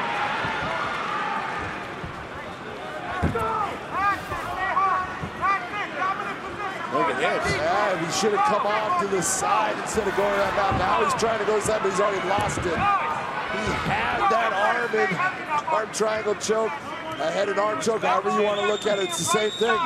He had it. It was there. Made the mistake, and that's why it's not going to be there now. Round 2 underway. You were just so excited about the fight that it seems like that would have done so much. So much happened in that round. Got it. Trust me, those guys are thinking, yeah, I wish it was a third round. Back up for me. Back up. You talked about Marcus Surin and his fight with Ryan Quinn, and your point is justified by the talent, skill, and experience that we've seen from Devin Powell, John. Yeah, Ryan Quinn was an outstanding fighter, had a lot of technical skill, and at the time that they fought, you know, I think Marcus was, 5-0 at that time. That was his first loss, and it was just a close fight.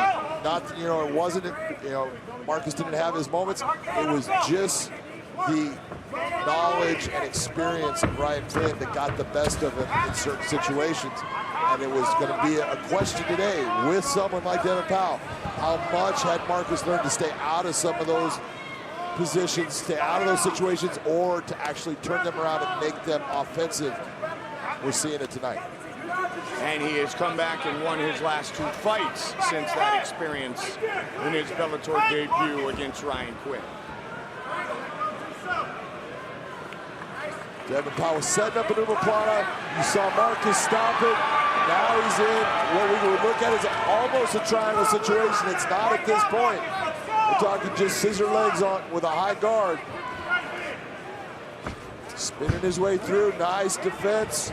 Good job of coming out the side, but he needs to be very careful with that one arm in and one arm out. Now both arms to the outside. Smart work by Marcus Surin.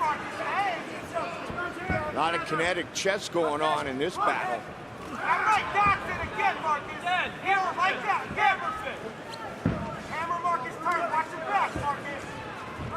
Powell at one point had a 6-fight win streak. He'd like to get back to his winning ways and earn a victory here in his Bellator debut. A lot of this movement that you're seeing by Devin Powell, all that spinning around, all these things, it takes a lot of core strength. And if you continue to do it, it's going to start to drain your tank down a little bit. Let's see if he can maintain all these things that he's doing.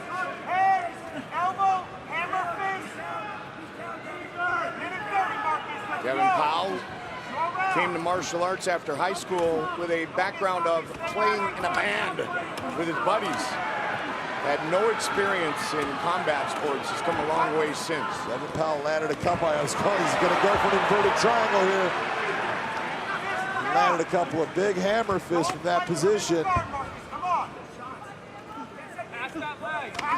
Marcus needs to be very careful by not passing that leg. He's always putting himself in danger.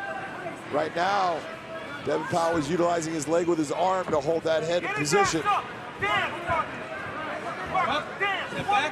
And this is where you're seeing a guy like Marcus Surin going, all right, I am really confused by what you're doing on the ground at times, and it's giving me problems. I think I'm just going to get you up on your feet. I'm not liking what is happening on the ground. Not that he's doing poorly.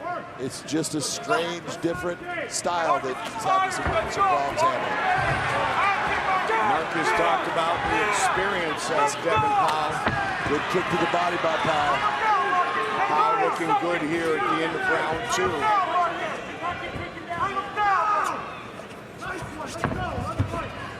Go, front choke. Got a front naked choke on this. That can be tight. He gets that leg and controls the leg of Marcus Surin. 10 seconds. He's trying to press down with his weight on that choke. He gives the thumbs up. We're headed to the 3rd round.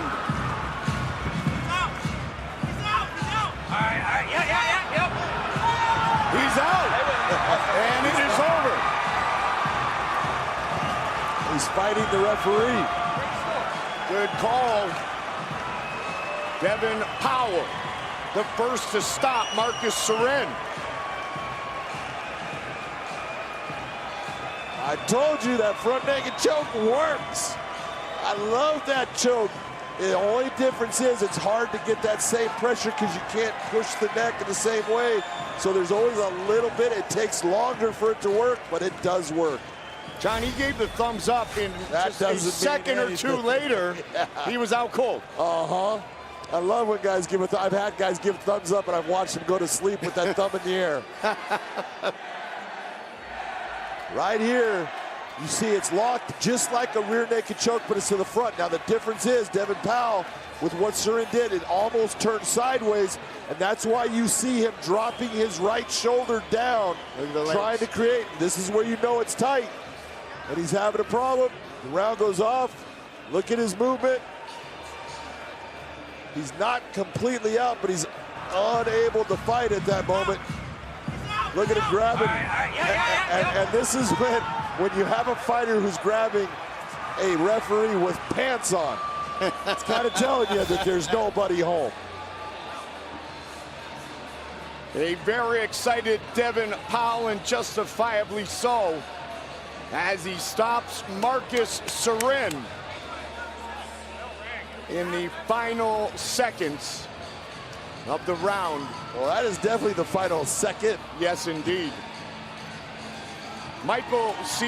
Williams to make it official. Ladies and gentlemen, inside the Bellator cage, the mounted guillotine ends it.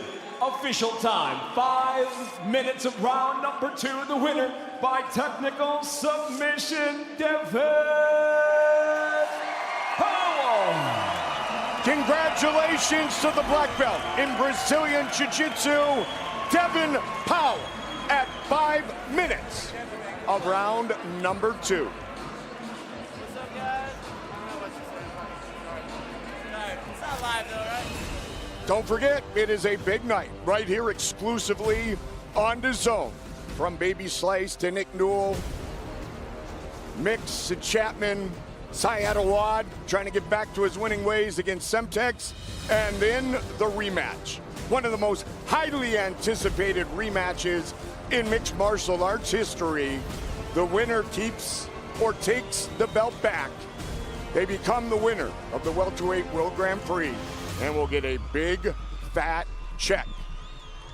The main card comes your way, 10 in the East, 7 in the West. We stay at lightweight, and the family ties continue as Lance Gibson Jr. makes his Bellator debut. And now, ladies and gentlemen, please welcome your next fighter, Domination Jones. Black belt in Taekwondo, also making his Bellator debut.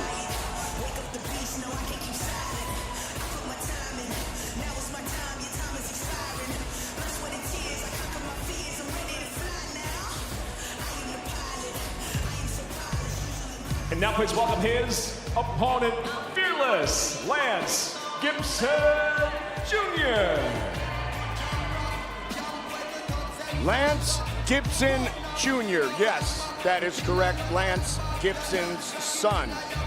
The stepson of our featherweight champion, Julia Budd. They are very excited that Lance Gibson Jr. is getting his opportunity inside the Bellator cage. We've talked about it. We've seen him fight. And John, you undoubtedly know that he has a ton of skills. He's got a ton of skills. He's been doing this since he was a kid. You got to go back and understand who his dad, Lance Gibson Sr. was, and where he came from with Matt Hume and Pancration. And there is Julia and his dad in the corner. They are good at every part of MMA, and Lance Gibson Jr. is right in that realm. Our tail of the tape for this lightweight matchup. Lance Gibson Jr. with 2 professional wins. His opponent, the same, but look at the difference. 5 inches taller, and the reach advantage goes to Fearless Lance. Once again, here's Michael C. Williams. Ladies and gentlemen, Bellator MMA tonight live on Dazn. Now goes 3 5-minute rounds in the lightweight division. Introducing the blue corner first at 5'5", weighing in 154 1/4 pounds. His professional record 2-2. He fights out of Jacksonville, Florida. Introducing Dominic Domination Jones. And across the cage, his adversary, fighting out of the red corner at 5'10", weighing in 155 pounds even, with the Bellator world champ in his corner. He comes in tonight as the professional undefeated at 2-0, fighting out of Port Moody, British Columbia, Canada, Fearless Lance Gibson Jr. In charge, your referee, Brian Miner. Brian Miner, our referee, for this lightweight fight. Fearless Lance making his Bellator debut against Domination Dominic Jones. And we are underway. Gibson Jr., the southpaw, will switch his stance. He is in the red gloves. Dominic Jones in the blue gloves. One of the things when you're watching Lance Gibson Jr. that I've seen in every fight, both his amateurs and his 2 professional fights, watch how calm he is throughout the fight. He's been doing this a long time, and his maturity level is far beyond what his record shows. He says he has been doing this since age 2. Well, he might have given himself even more than I give him, but he's been doing it a long time. I was working with his dad back in 1997, so. I called some of his dad's fights. Yes, you did. And some of his stepmother's fights as well. And we'll call many more. Julia Budd Cyborg. And a big one coming up. Yes, January 25th, the form in Inglewood right here on the zone. How good will that be? There she is, the crown, the champ. Julia Budd. You can see right now, up against the cage, little shots, arm positioning, just being smart. Look how he rides the hips. Nice job by Lance Gibson Jr. Good job by Domination, trying to work that takedown. Didn't work for him, but smart. Dirty boxing by both men, John. Big swing and a miss. Dominic Jones said his advantages are his speed and being short. Look at that hip movement by Gibson Jr. going right to the back, hooks in. When you see a guy sprawling the way Gibson Jr. just did, it's showing you his athleticism, how fast he is, and he's got Jones is in trouble. He's covering up. Look at the elbow shots. It's not good. And it's all over, just like that. Lance Gibson Jr.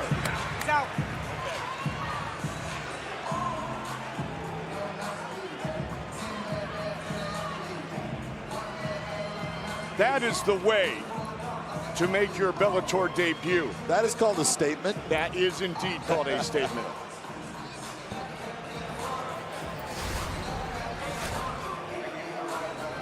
He goes for the takedown signal. You look at that sprawl, legs out, push down the head, comes right around and start again. It's the shots you don't see. When someone takes your back and you start getting hit, it's the ones that'll come up underneath or that you don't see. And Gibson is not going after punches. He was going after elbows.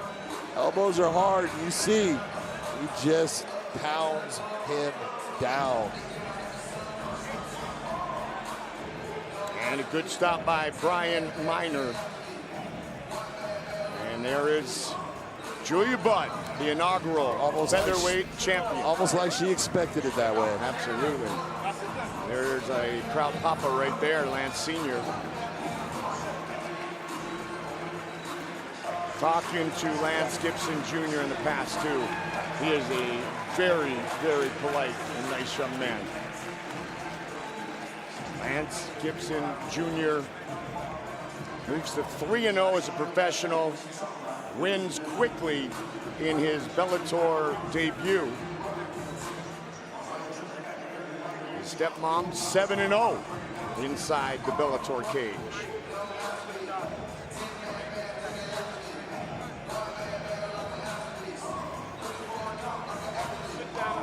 The end of 2018 belongs to this kid, Lance Gibson Jr. The start of 2019 is going to be Julia Budd in sideboard. Let's make this one official with Michael C. Williams. Ladies and gentlemen, inside the Bellator cage, it comes to an end officially. 1 minute, 58 seconds into round number 1. The winner by knockout, still undefeated, fearless, Lance Gibson Jr. The torch has been passed on, and here's Big John. Well, I kind of expected you to come out and do superior things because of the pedigree from your dad, who I used to work with back in '97, but I didn't expect you to just make it look that easy.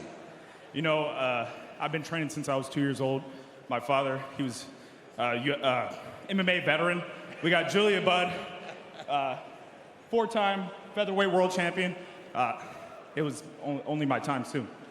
Well, your time is working out with someone like Julia, having someone to coach you like your dad. What does that experience do for you in here? You know, it gives me a second set of eyes and ears. Obviously, I can come in here and see what these guys see throughout all their experience in mixed martial arts, obviously. And then when I get in here, I feel like I can see a lot more. You got his back, you got your hooks in, you didn't go after punches, you started using elbows. You're mean. Why? I'm a nice guy. I'm generally a nice guy, but obviously in mixed martial arts, it's a harsh sport. I don't look to hurt my opponents, but I look to obviously secure a victory, and that's what happens in mixed martial arts. So, well, you secured victory. I want to tell you that was an outstanding performance. Welcome to Bellator. Congratulations on your first victory here. Ladies and gentlemen, give it up for Lance Gibson Jr. That's a happy family right there, representing Port Moody, British Columbia, Canada. And yes, Lance Gibson Jr. did confirm, Jen, that he has been doing this since age 2. That's when Chael started, was age 2 as well, right? Was it age 2, Chael? That sounds right. That sounds right. Hey, not bad for a debut performance there. It doesn't get much better than that. Look, these second generation guys, I mean, they've got a leg up. Whether you want to talk about the Mayweathers or you want to talk about McKee, if your old man's a rough guy, if your mother is a tough gal, come on. You gotta practice in the living room before you get to stand down at the dinner table, Josh. What do you think? 24-0, 3-0. I mean, 24 years old, 3-0. I mean, the pedigree that's sitting behind him right there, coaching him. I mean, like he said, it's an extra set of eyes. You can't buy that. That's something that's a lot of hard sweat, blood, and tears in his corner. It's great to see them. When they were all up there taking the picture, I was like, it's awesome. It's amazing to see. I think we're going to see more from him in the future here in Bellator. We're also going to talk to his stepmom, Julia Budd, here later tonight. She's got a big fight coming up. All right, I want to transition now to our main card that's coming up on Dazn at 10 p.m., 7 Eastern. Nick Newell, he's a local hometown guy. I know the fans are going to be excited about him. This kid is so good. He's 16-2. He's got 11 submissions. He is so good on the ground, Chael. Nick Newell has some kind of a chip on his shoulder where he's talking, this is his motivation, but he's talking about, oh, nobody gives me an opportunity, and I want the hardest fight, so why doesn't he believe in me? He was the face of the World Series of Fighting. He came through the Dana White Contender Series. Scott Coker has locked him up for the next few years. Hey, Nick, you've gotten your opportunity. You got everything you've asked for. Now what are you so mad about? I don't understand why you're mad. Now, Manny Muro's got a reason to be mad. Nick Newell has showed him no respect this whole time. He's basically said, like, look, I'm going to go in there, I'm going to walk right through this guy. And he's walking around, like you said, with a chip on his shoulder. Manny Muro came out and said, look, I'm coming out there to prove that there's a reason you got to respect me. He actually said, Nick Newell's not a nice guy. And we all know Nick Newell's a nice guy, but it was just funny to hear that come from his opponent. We're in the hurt business. We're on the friendship business here. And Chael's made that very clear his whole career. We're not trying to be friends. We're trying to hurt each other. Well, so it's great. Because it's two guys coming in with chips on their shoulders, and when two guys coming in feeling disrespected, feeling motivated, that usually can make for a good fight. That's what we should definitely get excited for. Okay, I want to transition now to the first fight on our main TV card, because it's the return of a fighter, someone we're familiar with, especially family, as we were just talking about Lance Jr. there, and that is the return of Baby Slice, who is son of the late Kimbo Slice. He's going to make his return to the Bellator cage after a little over a 2-year layoff. The last time we saw him fight was here against Corey Browning. It's a fight that he lost. He says he's been working on things, so what do we want to see different from him tonight, Chael? Okay, Baby Slice gets a little bit of a bag of rap. There's a stigma around him because of his pops. His pops would come out there and hit you with everything but the kitchen sink, as they say. But Josh, I think that Baby Slice is a little bit more of a refined fighter. I like some of his grappling. I like some of his strategies. I like some of his leg kicks. He's a little bit different than his old man. Yeah, he's definitely different than his old man. His dad was just trying to keep it on the feet for the backyard brawling and the backyard bare knuckle fighting. That's what his dad was famous for. With him, he's a little bit like you said, more refined. He will wrestle, he will grapple, he will try. But the one thing he has in common with his dad is both of them tend to gas a little bit. That was the problem in the last fight with Corey Browning. Now, like you said, he's almost had 2 years off. I'd like to see if he remedied that problem. That's the #1 concern, period, for him. That's it. I think talent is there. It's the conditioning and the cardio. Well, he's got good teammates in A.J. McKee as well as Joey Davis there at the body shop training under Antonio McKee. So he says he's going to put it together tonight. Now he is facing a guy really we don't know much about in Craig Campbell. He's 3-3. He's fought in the IFL, but he, it's a big stage for him. It's the pressure of the big lights. It's his first time on a main card here. It's a big card. Chael, that pressure can sometimes not translate so well in the cage. Yeah, and whenever we're talking about pressure to the audience, just to let people know that what pressure does is it creates a stress, and the stress creates a fatigue. So if you can keep things in check and you can calm it down just a little bit, your gas tank just lasts longer. Look, Campbell, 3 of his wins have come by rear naked choke, okay? And he was 6-1. All 6 of those wins came by rear naked choke in his amateur. So what he needs to do is he needs to find a way to get this fight to the ground, but he needs to find a way to be on top when he does it. So he can potentially transition to the back, get the rear naked choke again. If something's worked and it's not broken, don't fix it. Just keep going to the well. Patchy Mix does it. Hey, let's see if Craig Campbell can do the same thing. So I think realistically, if you can drag it into deeper waters, try to get to the back, and see if Baby Slice has fixed that remedy with his cardio. All right, well, that is the first fight of the night, kicking off our main card. That is coming your way exclusively on Dazn at 10 p.m., 7 Eastern. And for more on the rest of the fights we have to look forward to, back down to you, Goldie. Yes, indeed, top of the hour, 10 in the East, 7 in the West. Of course, we know about the main event. We've talked about Nick Newell and Manny Muro. We've talked about Syed Awad and Paul Daly. I will tell you, when Syed Awad came in the other day, there was anger, but there was also some happiness. There was anger because of what happened against Koichi Yamauchi, but there was happiness and excitement because he can get rid of that feeling with a win over Paul Daly later tonight. One of the worst things about being a fighter is when you have a bad fight, something bad happens, you don't perform the way you want. It takes a long time to get back to have that next fight. He didn't have that, so he's got his chance at redemption very fast. Took him about 4 seconds to say yes when he got the phone call, especially when they told him it would be at 175 pounds, which is 5 more pounds than what we feature in our next matchup, which is in the welterweight division. Hardy Boy, Ryan Hardy Evans, taking on Demetrius Plaza, who takes his fight on 8 days' notice. And now, ladies and gentlemen, please welcome Ryan Hardy Boy, Hardy Evans. Born in Long Island, New York, fighting out of Bohemia, New York. A late opponent change, as I mentioned. Hardy Boy, because I am a Hardy, because that's my mother's maiden name. And he expects to put on a show here tonight. Interesting to note that Ryan Hardy Evans fought on 215-19 at Bellator 215. His opponent, Demetrius Plaza, fought at Bellator 216 on 216-19. How did you come up with that stuff? Just a little bit of homework. Hardy boy, Ryan Hardy Evans. And now we welcome his opponents. This is Demetrios Demigod Plaza. 3-0 as an amateur with 2 finishes. Victorious by unanimous decision in the aforementioned fight back here in February at Bellator 216. That was against Drews Rodriguez, who we had the feeling was going to be a guy that was going to be coming into Bellator and doing very well, and you had to be really impressed with the performance that Demetrius Plaza put on. He went against a guy that has big power, a lot of speed, and just systematically did what he was supposed to do, worked his game plan, showed maturity, and got a win against a dynamite fighter in Rodriguez. Our tail of the tape for this, our last preliminary matchup of the night. Demetrius Plaza, 10 years younger than his opponent. Yeah, that 10 years could mean a lot if this thing goes a little into the later rounds. At that 76.5-inch reach, Ryan Hardy Evans definitely needs to keep that length to get a win here today. Once again, the voice, Michael C. Williams.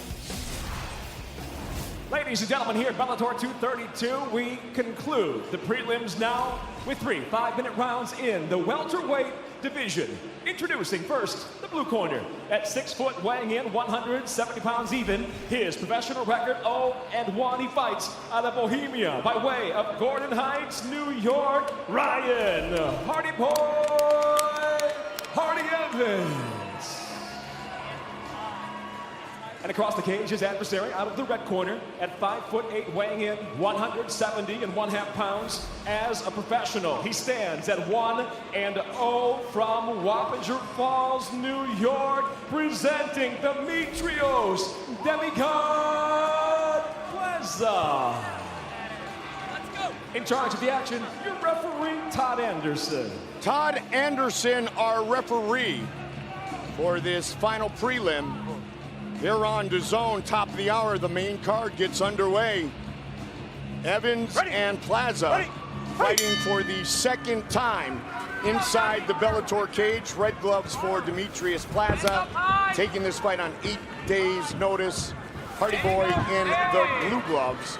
Plaza said his hands, his elbows, his striking should be an advantage over his opponent. To utilize those, though, John, as you pointed out, he's got to get inside of that reach advantage. Well, he likes throwing a lot of kicks, and he throws kicks from different angles. He throws them low, he throws them high. So his leg length is going to be longer than Hardy's. Hardy needs to be able to control that range. Hardy's a purple belt in Brazilian Jiu-Jitsu. He has no problem going to the ground. But watching Plaza's first fight against Andrews, he does not mind being on the ground at all. He will go down there and be effective too. Ryan Hardy Evans said, I never go into a fight with expectations. I go in to win. I expect my opponent to bring his A game, even if his opponent changes on just over a week's notice. Hardy right now, he's expending a lot of energy right now trying to just maintain this clinch and be very tight and close to Demetrios. Plaza just trying to frame out, push his head to the side. That weakens Hardy, makes him not able to maintain a strong grasp on him. Just a little battle, reaching down, smart move by Hardy. Switch it up. You always want to chain these techniques together. Don't stick with one thing. If you're sticking with one thing, I'm going to be able to stop it. Chain them together. That's what will end up getting you that takedown. Plaza trying to do a little bit of damage as Hardy Evans tries to take this to the ground. And so this is what happens sometimes when guys get so intent on, I've made a decision, I want to get this to the ground, and they start wrestling and they stop fighting. Right now, although Hardy is working for that takedown, you see a switch right now with Demetrios. Hardy is getting hit with shots. I got one guy fighting while one guy's wrestling. Plaza not out, but up, at least for now.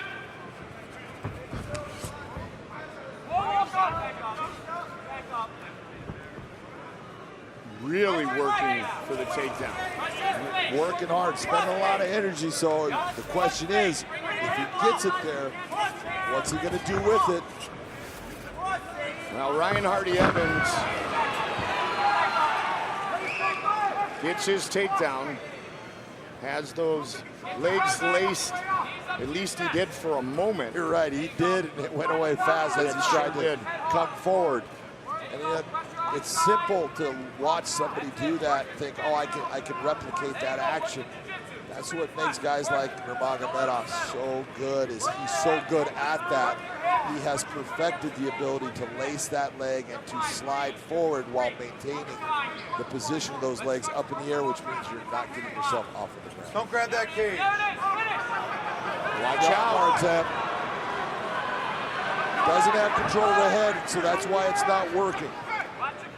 Ryan Hardy Evans finished 7 of his 8 amateur wins, 5 by submission. Close guard being utilized by Plaza.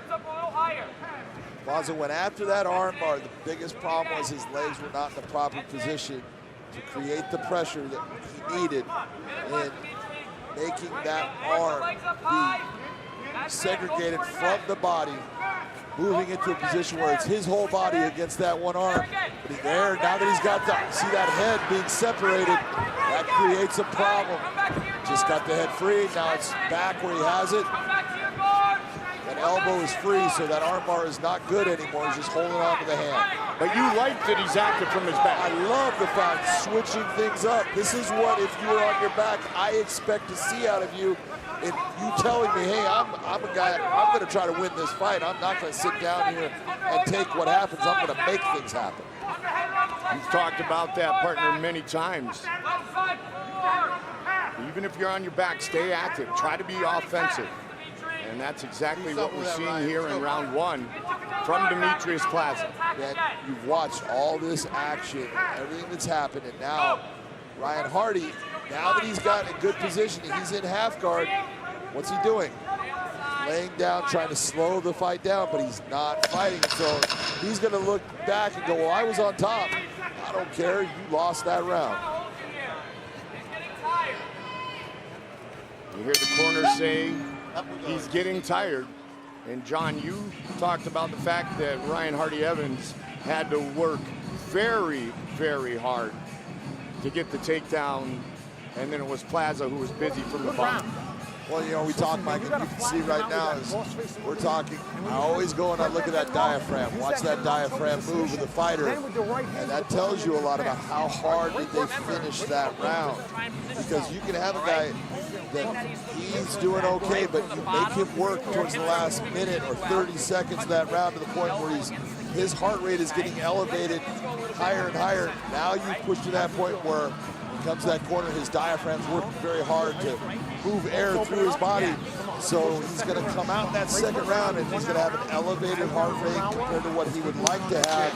And now he's more of a diminished fighter because it's only a short distance, so he's backed up at that max.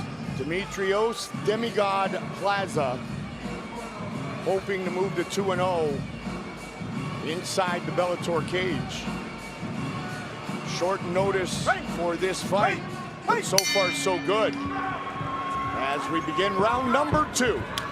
Red gloves for Demetrios and Ryan Hardy Evans in the blue gloves. Let your hands go, get confident. That's it. Good left, heavy kick. It was Ryan Hardy Evans who really had to utilize a lot of energy in the first 5 minutes. Now let's see what the difference is. Now that we had Demetrios Plaza take the fight to the ground, we saw Hardy working from the top. Let's see if there's a difference in the attacks from Demetrios on top or the attacks from Hardy underneath. Hardy Evans did tell us that he feels like he can be very effective from his back. Hold your hands together. It's going to be hard for him to be effective if he's in the half guard position. He's losing a lot of those submission attempts that are available to him. He can't swing into an arm bar, triangles and things like that are gone. So his attacks become limited based upon the position. Demetrios was certainly active from his back in the first round. You saw when Demetrios came out and got into half guard, the first thing he did was slide that hand over the top of Hardy's face and boom, drops the elbow down, a hard elbow.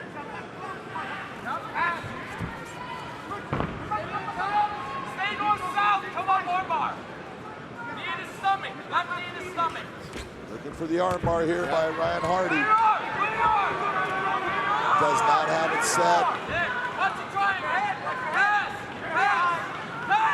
Watch out for the triangle. Again, you're looking to see that one arm in, one arm out. That's when you can have a problem. So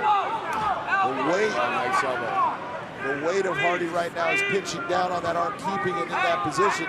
He's not in danger, but when you're that guy on the top and those legs come up, I want both arms in, both arms out. I don't want that one over and one in. There you go. Watch it. Keep your legs out. Keep your legs out. Demetrios looking over to his corner. And adjusting nicely, John. Just taking his time, good positioning. Hardy Evans isn't doing anything right now to get him out of position, so he's got the ability to take his time. Rides in, gets the hook in. He's got one hook in with his right leg.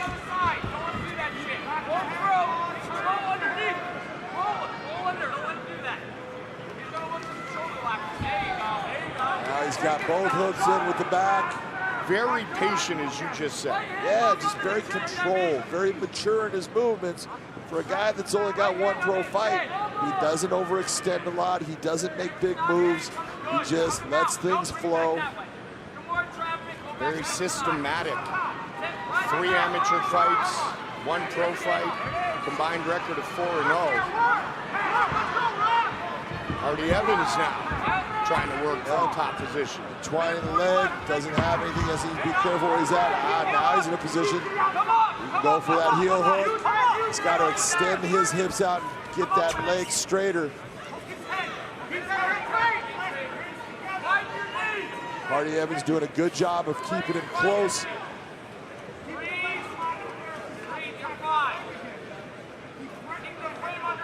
You see the framing of the arm on the head, that's causing Hardy Evans not to be able to push his weight where he wants it. See him moving his hand down to get rid of that frame. Hardy Evans has a good chance now to utilize this position, get himself into a side control position, and attack with either submissions or strikes from that. But sitting here where he's at, hitting to the body is not going to be enough. He needs to do more. He needs to think, I got to attack. If I'm not attacking, I'm not winning. And stay heavy on a guy who took the fight on 8 days' notice. Yeah. Stay heavy on any opponent. Got a guy who takes it on short notice. Nice job by Evans to slide out of that. As guys get sweaty and slippery, it's a lot harder to make those submission attempts stick.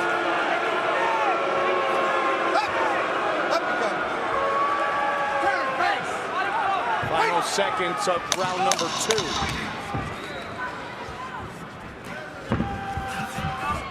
Nice knee inside, nice right hand. Demetrios putting a little exclamation point saying, I'm not sure who's going to win it, but I want to show him I want it.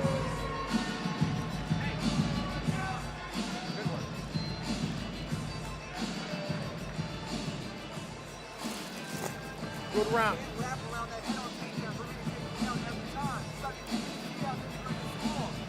It's a good round. It's a close round. You have to win this fucking round right here. All right? I need you to dig down deep in this round here. Ground game is good. When you're in that leg drag position, you got to kick that heel back as he keeps going for that fucking leg lock there. Round is doing good. How you feeling? Talk to me. You're attacking from the bottom. If you want to be on the top, you let your hands go and you shoot. Watch the guillotine when you shoot. Keep your head up. All right? He went for it. Chael talked about it earlier. Time and space, and the time for the rematch is ticking down. It's getting closer and closer. We begin the main card, top of the hour right here, exclusively on Dazn. It begins with Baby Slice, Lance Gibson Jr. with a win already. Baby Slice get a win to get things started, and who will leave as the welterweight champion. Third and final round. How's your scorecard look, partner? Right now, I've got Dimitrios Plaza up 2 rounds, nothing. In listening to Hardy's point, that was a big right hand. He's hurt by that. Yeah, you could hear it. He's in trouble. Cracked it on the jaw.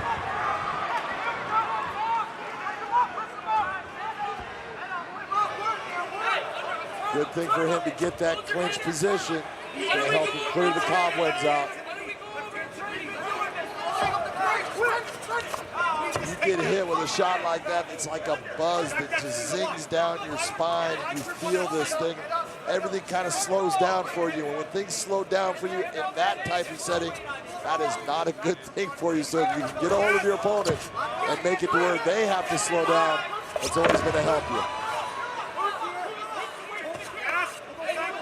Takedown here early in round 3. He's looking for the lace of the legs like he did in the first. Yep.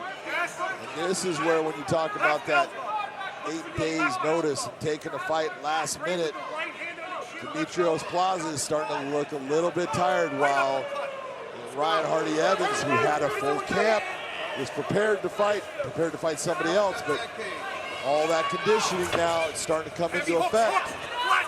Watch, look at that arm being trapped. Plaza needs to be very careful of letting go of that right arm. If he lets go of that right arm of Evans, he's going to be able to just unload on him, because his right arm is trapped by the back pressure. And Evans needs to now, don't sit back. He has the ability to just unload, and the man cannot block it. Think of the position, think of what you have.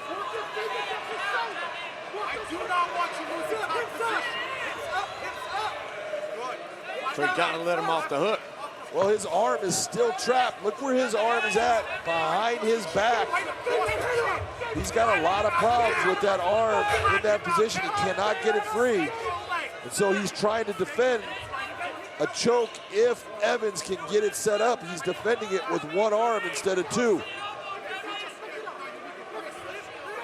Ryan Hardy Evans working very hard for this submission finish. And his first professional win.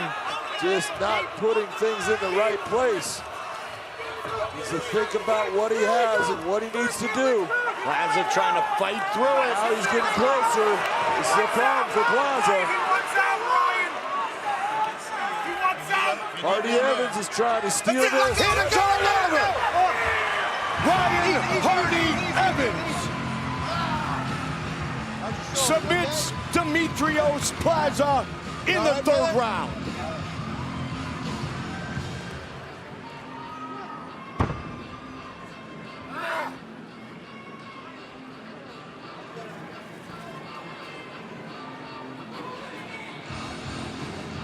Hey, Bellator.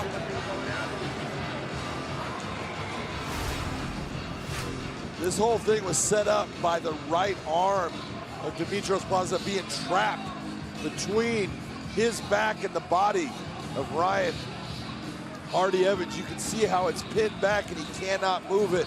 Now you're getting the tap after he finally adjusted the choke, got the choke in place into a position where with one arm, Plaza was not able to defend. And Big John, when you look at how difficult it was for Ryan Hardy Evans to take Dimitrios Plaza down in round 1, and then that lack of difficulty in round 3, you've got to account for the 8 days notice. There's no doubt the conditioning came into effect. You saw that at the end of the first round, Hardy Evans was tired. He was breathing hard, but conditioning is not about getting tired. Conditioning is about recovery. And he was able to recover. He was able to come back into that next round. And then the 3rd round even recovered more. and that was the difference in the fight. Michael C. Williams with the official decision. Ladies and gentlemen, it comes to an end. 3 minutes, 3 seconds into round number 3. The tap by way of a rear naked choke for the winner, Ryan Hardy Evans. Ryan Hardy Evans earns his first professional victory, and he does it inside the Bellator cage. Winner by rear naked choke. Back up to our fight desk. Jen, Chael, and Josh.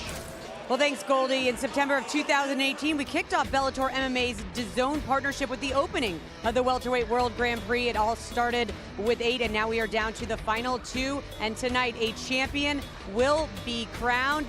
Douglas Lima is taking on Rory MacDonald. It is a rematch, you guys. That first fight was an all-out war. It was a battle. They both said, though, that they have a game plan on how to beat the other heading into tonight's Chael. How does Rory MacDonald go home with his belt? Okay, I believe them, they have a game plan, but I think that was from the lessons they learned from the first fight. If you're asking about Rory specifically, he needs that takedown, but he also has to protect his front leg. Josh, those leg kicks were the story of the fight for Lima, and Rory needs an answer. He ripped the fascia off of the bone, completely off the bone. I'm thinking 1 or 2 or 3 of those leg kicks early in the fight will dictate how this fight's gonna go.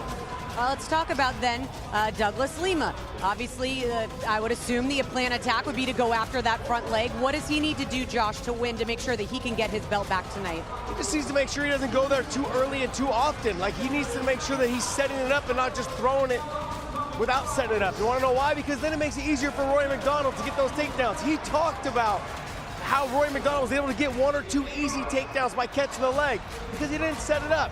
He can't do that tonight because I think that's Rory's job. Rory's went back to the well and thought about, I'm going to use my boxing, close the distance, get the takedown. Yeah, and look, that fight wasn't easy for Douglas in the stand-up, but that is where he had his better moments. Now, it was very bad for Douglas when they got to the ground and he was on bottom. Rory's ground and pound, Rory's hip control, big problem. Douglas wants to respect those takedowns a lot more. He says he's aware of that. He says he's prepared for that. There's a part of me, Jen, I believe him. Well, he also said that loss has haunted him and it has motivated him in this camp. All right, $1 million then is on the line for our main event. Here's a look at the rest of our card that's coming your way at the top of the hour. It kicks off, of course, with Baby Slice making his return to the cage. Then we've got local fighter Nick Newell. We've also got Mix versus Chapman. And, of course, our co-main event is Paul Semtex Daly taking on Syed the Assassin Awad. Bellator MMA is live on Dazn next at the top of the hour.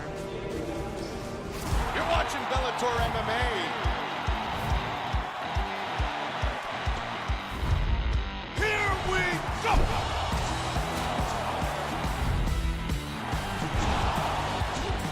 Oh my! Rory MacDonald!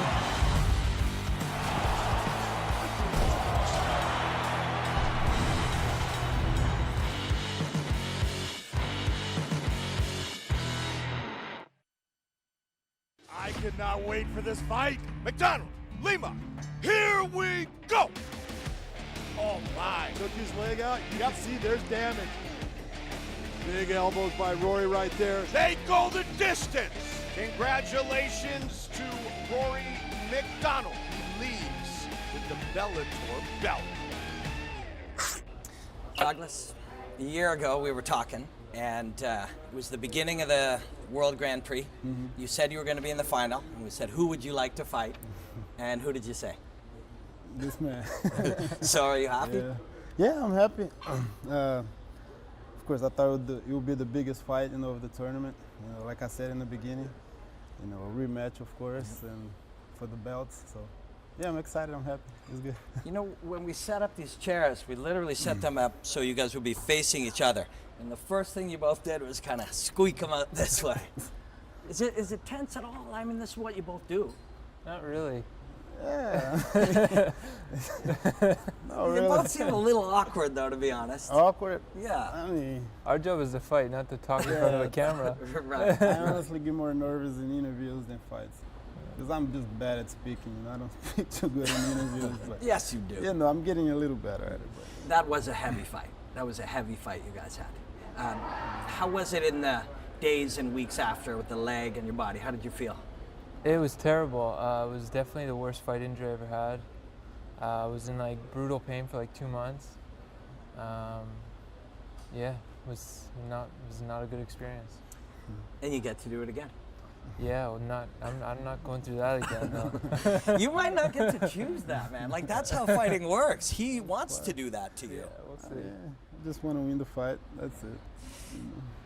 $1 million bucks is a lot of money, man. Like, that's a lot of money. You know, you have kids, and is it going to change the fight? Will it change the way you fight? Will it change the meaning of the fight?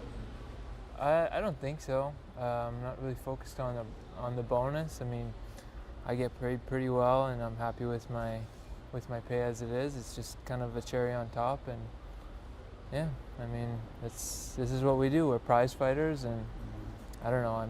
I guess I'm just pretty used to it by now. I asked people. I was asking around, what should I ask these guys? And people asked me to ask you if you would take $1 million bucks and a title and retire. I don't know why they wanted me to ask you that, but that's what people wanted me to ask you. Would you? The $1 million? No. You're not gonna. You wouldn't retire now? Off of $1 million? Yeah. Well, after you pay everything, it definitely doesn't come up to $1 million. Nope. I think people are asking that, and you've been asked this a lot, and you know I've got to ask it. After you fought John Fitch, you were very open, which is really cool, about the idea that maybe, you know, there's a certain spirit that's needed to go in and try to smash a man. Right. And you were wondering if you had that all the time, if that's still a part of you. Yeah, in the moments after that fight, during the whole fight, I was just in my head a lot, thinking about, you know, if I still have a passion for this and stuff. And I kind of just like spoke what was ever on my heart in the moment. I don't think I articulated it too well, but you know, I reflected. I was in prayer for a little while. I spoke to people that were close around me, and you know, I feel very confident moving forward in my career that I have a long time ahead of me doing this job. When you guys were fighting, Chael Sonnen actually was talking about the way he came back from getting his leg beat up and was able to will it through to the end. Did you think you won that fight? Did I think I won? Did you believe you had won that fight? I mean, honestly, I think I watched it again maybe one time. He definitely got more takedowns. He was on top of me more. I think, of course, the damage, I did more damage. So it's all on how they scored it. If you were scored towards damage, of course, towards me, but on points, yeah, I would say I lost three of those rounds. You know, I think I should have done a lot more, especially in that last round. You know, but when he was able to, it took an incredible amount of heart and courage and guts to end up on top in that fight, and that's what you force somebody to have. When you hear him thinking about the way that careers are and thinking about those moments in the fight, do you think that he's able to handle that this time? Yeah, for sure. I mean, it's got hard, you know what I mean? We saw that in our first fight, you know, he's been through many wars, and it takes certain opponents, you know, to bring out the best of you, you know, and I think we do that with each other, you know. Yeah, I mean, just bring out a good fight, you know. When I ask you about how it felt last time, it was interesting, your response. It's like, yes, that sucked, but you're looking at it as a way to make sure that you fight different, correct? So that you don't have that experience again. Sure, yeah. I mean, obviously he's got a wicked leg kick. We've seen it in a lot of his fights, so. But you had prepared for I'm not trying to get hit with that again. But you had prepared for it last time, correct? Not really. Not like you have now, I would assume. Yeah, I'm a lot more prepared, I think. We'll see. But they all prepare for your leg kicks, do they not? They all do. Most yes, but I think in his case, I don't think he expected it to be like that, I guess. That's what I think. But, so what do you do? What will change now? You know, every fight is a unique experience. You're not the same men you were then. The dynamic is different. You know different things about each other. What will change? I don't know. I think, of course, he's going to come prepared for that kick. You know, I mean, the thing for me is just be prepared everywhere. You know what I mean? But we'll see. You know, we can't give out game plans. You know what I mean? You can, or you can lie about it. Yeah, I mean, I'm just going to be ready to fight. That's it. Wherever the fight takes place, you know, ground, got to be ready for his ground, his wrestling, and his striking as well. So, you know, it's a fight. We got to be ready for everything. You don't know what's going to happen. And but I'm looking forward to it, man. Like I said, it's a lot on the line. You know, it's a chance to get, you know, my belt back, and I'm looking forward to that. For you, I asked Rory, for you, does $1 million matter? You've made good money in your career, and you're a professional fighter. You raise your family with fighting. Does $1 million make a difference? Definitely helps. Definitely helps. But honestly, I'm not really thinking about money right now. First, I gotta win the fight. You know, the fight. You know, it's not gonna be easy. You know, it's gonna be a tough fight, like the first one was. But money, you know, like he said, is a bonus. You know, of course, $1 million is good. It's gonna help the family and everything. But first things first. You know, I can't put that before anything. You like fighting. You like punching, kicking. You like being in those moments. But this kind of stuff, you don't like it, right? This one, it's okay. I mean, it's not terrible. I've gotten used to it. Yeah. I mean, when I first started, when I was younger, it was definitely like a really hard thing for me to get through, but you get used to it and you deal with it. It's part of the thing that we do. All of the great fighters you fought, how does he rank?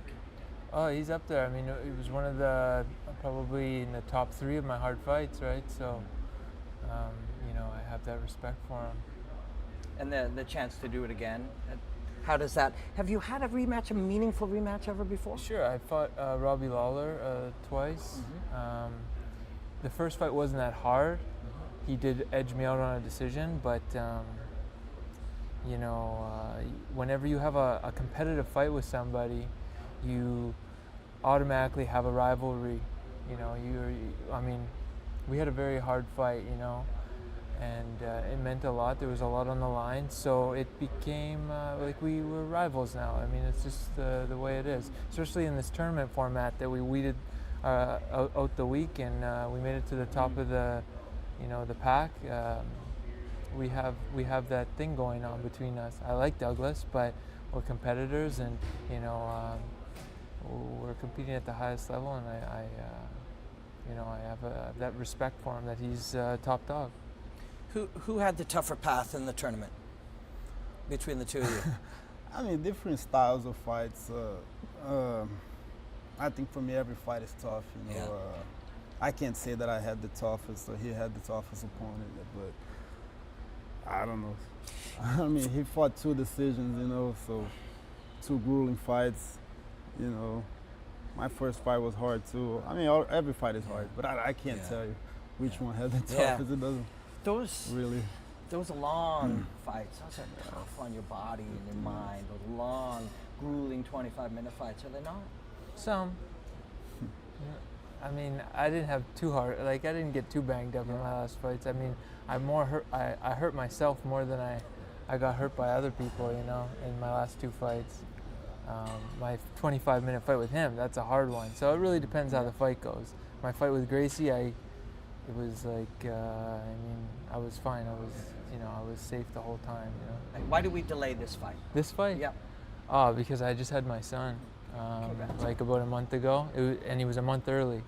So we pushed it back as far as we could, and you know, you know, if you have kids, there's an adjustment period. This is our second baby, so we're going through an adjustment period at our house, and I just think it's fair, as someone who competed 2 fights back to back within 2 months, if they wanted me to jump right back in there, I think, 3 months later, to do you know, a fight against Lima, who's at the top, you know, maybe those guys aren't at his level, so I could have done that, but I need some time to adjust with this new thing with my son being around, you know, and just to enjoy that period, because it's gone so fast.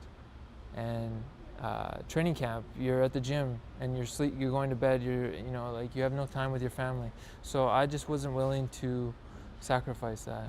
You know, I pushed it back as far as I could, and they pushed it back as far as they could, so we agreed and it worked out.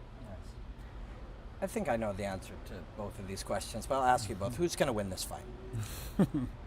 I think I'll have my hand raised in the end. You want that title again, too? Yes, sir, I do. It's meaningful to you, that belt and that title? Oh, yeah. For the 3rd time, you know, if I was going to be a champion, you know, I love having the belt and the meaning of it, too. You know, you want to leave something behind when I retire. You know, being a champion is very important for me. So. And who's going to win this fight? Well, I obviously think I'm going to win, or else I wouldn't be fighting him. Yeah. How will you make this fight different this time? And not game plan necessarily, but how will the experience of this fight, how will the way you see it and the way you approach it be different? Or will it? I don't know. I'm just gonna fight hard. I mean, it's like you're so deep all the time. Hard question. There's real meaning to you know these what? things. I'm gonna train hard. I'm gonna make my mind like iron, like I did last time, and I'm gonna make myself unbreakable. And I'm gonna go in there, and I'm going to go in to beat him down and take what's mine, and that's it. Same. Well, really looking forward to it, man. Thanks, guys.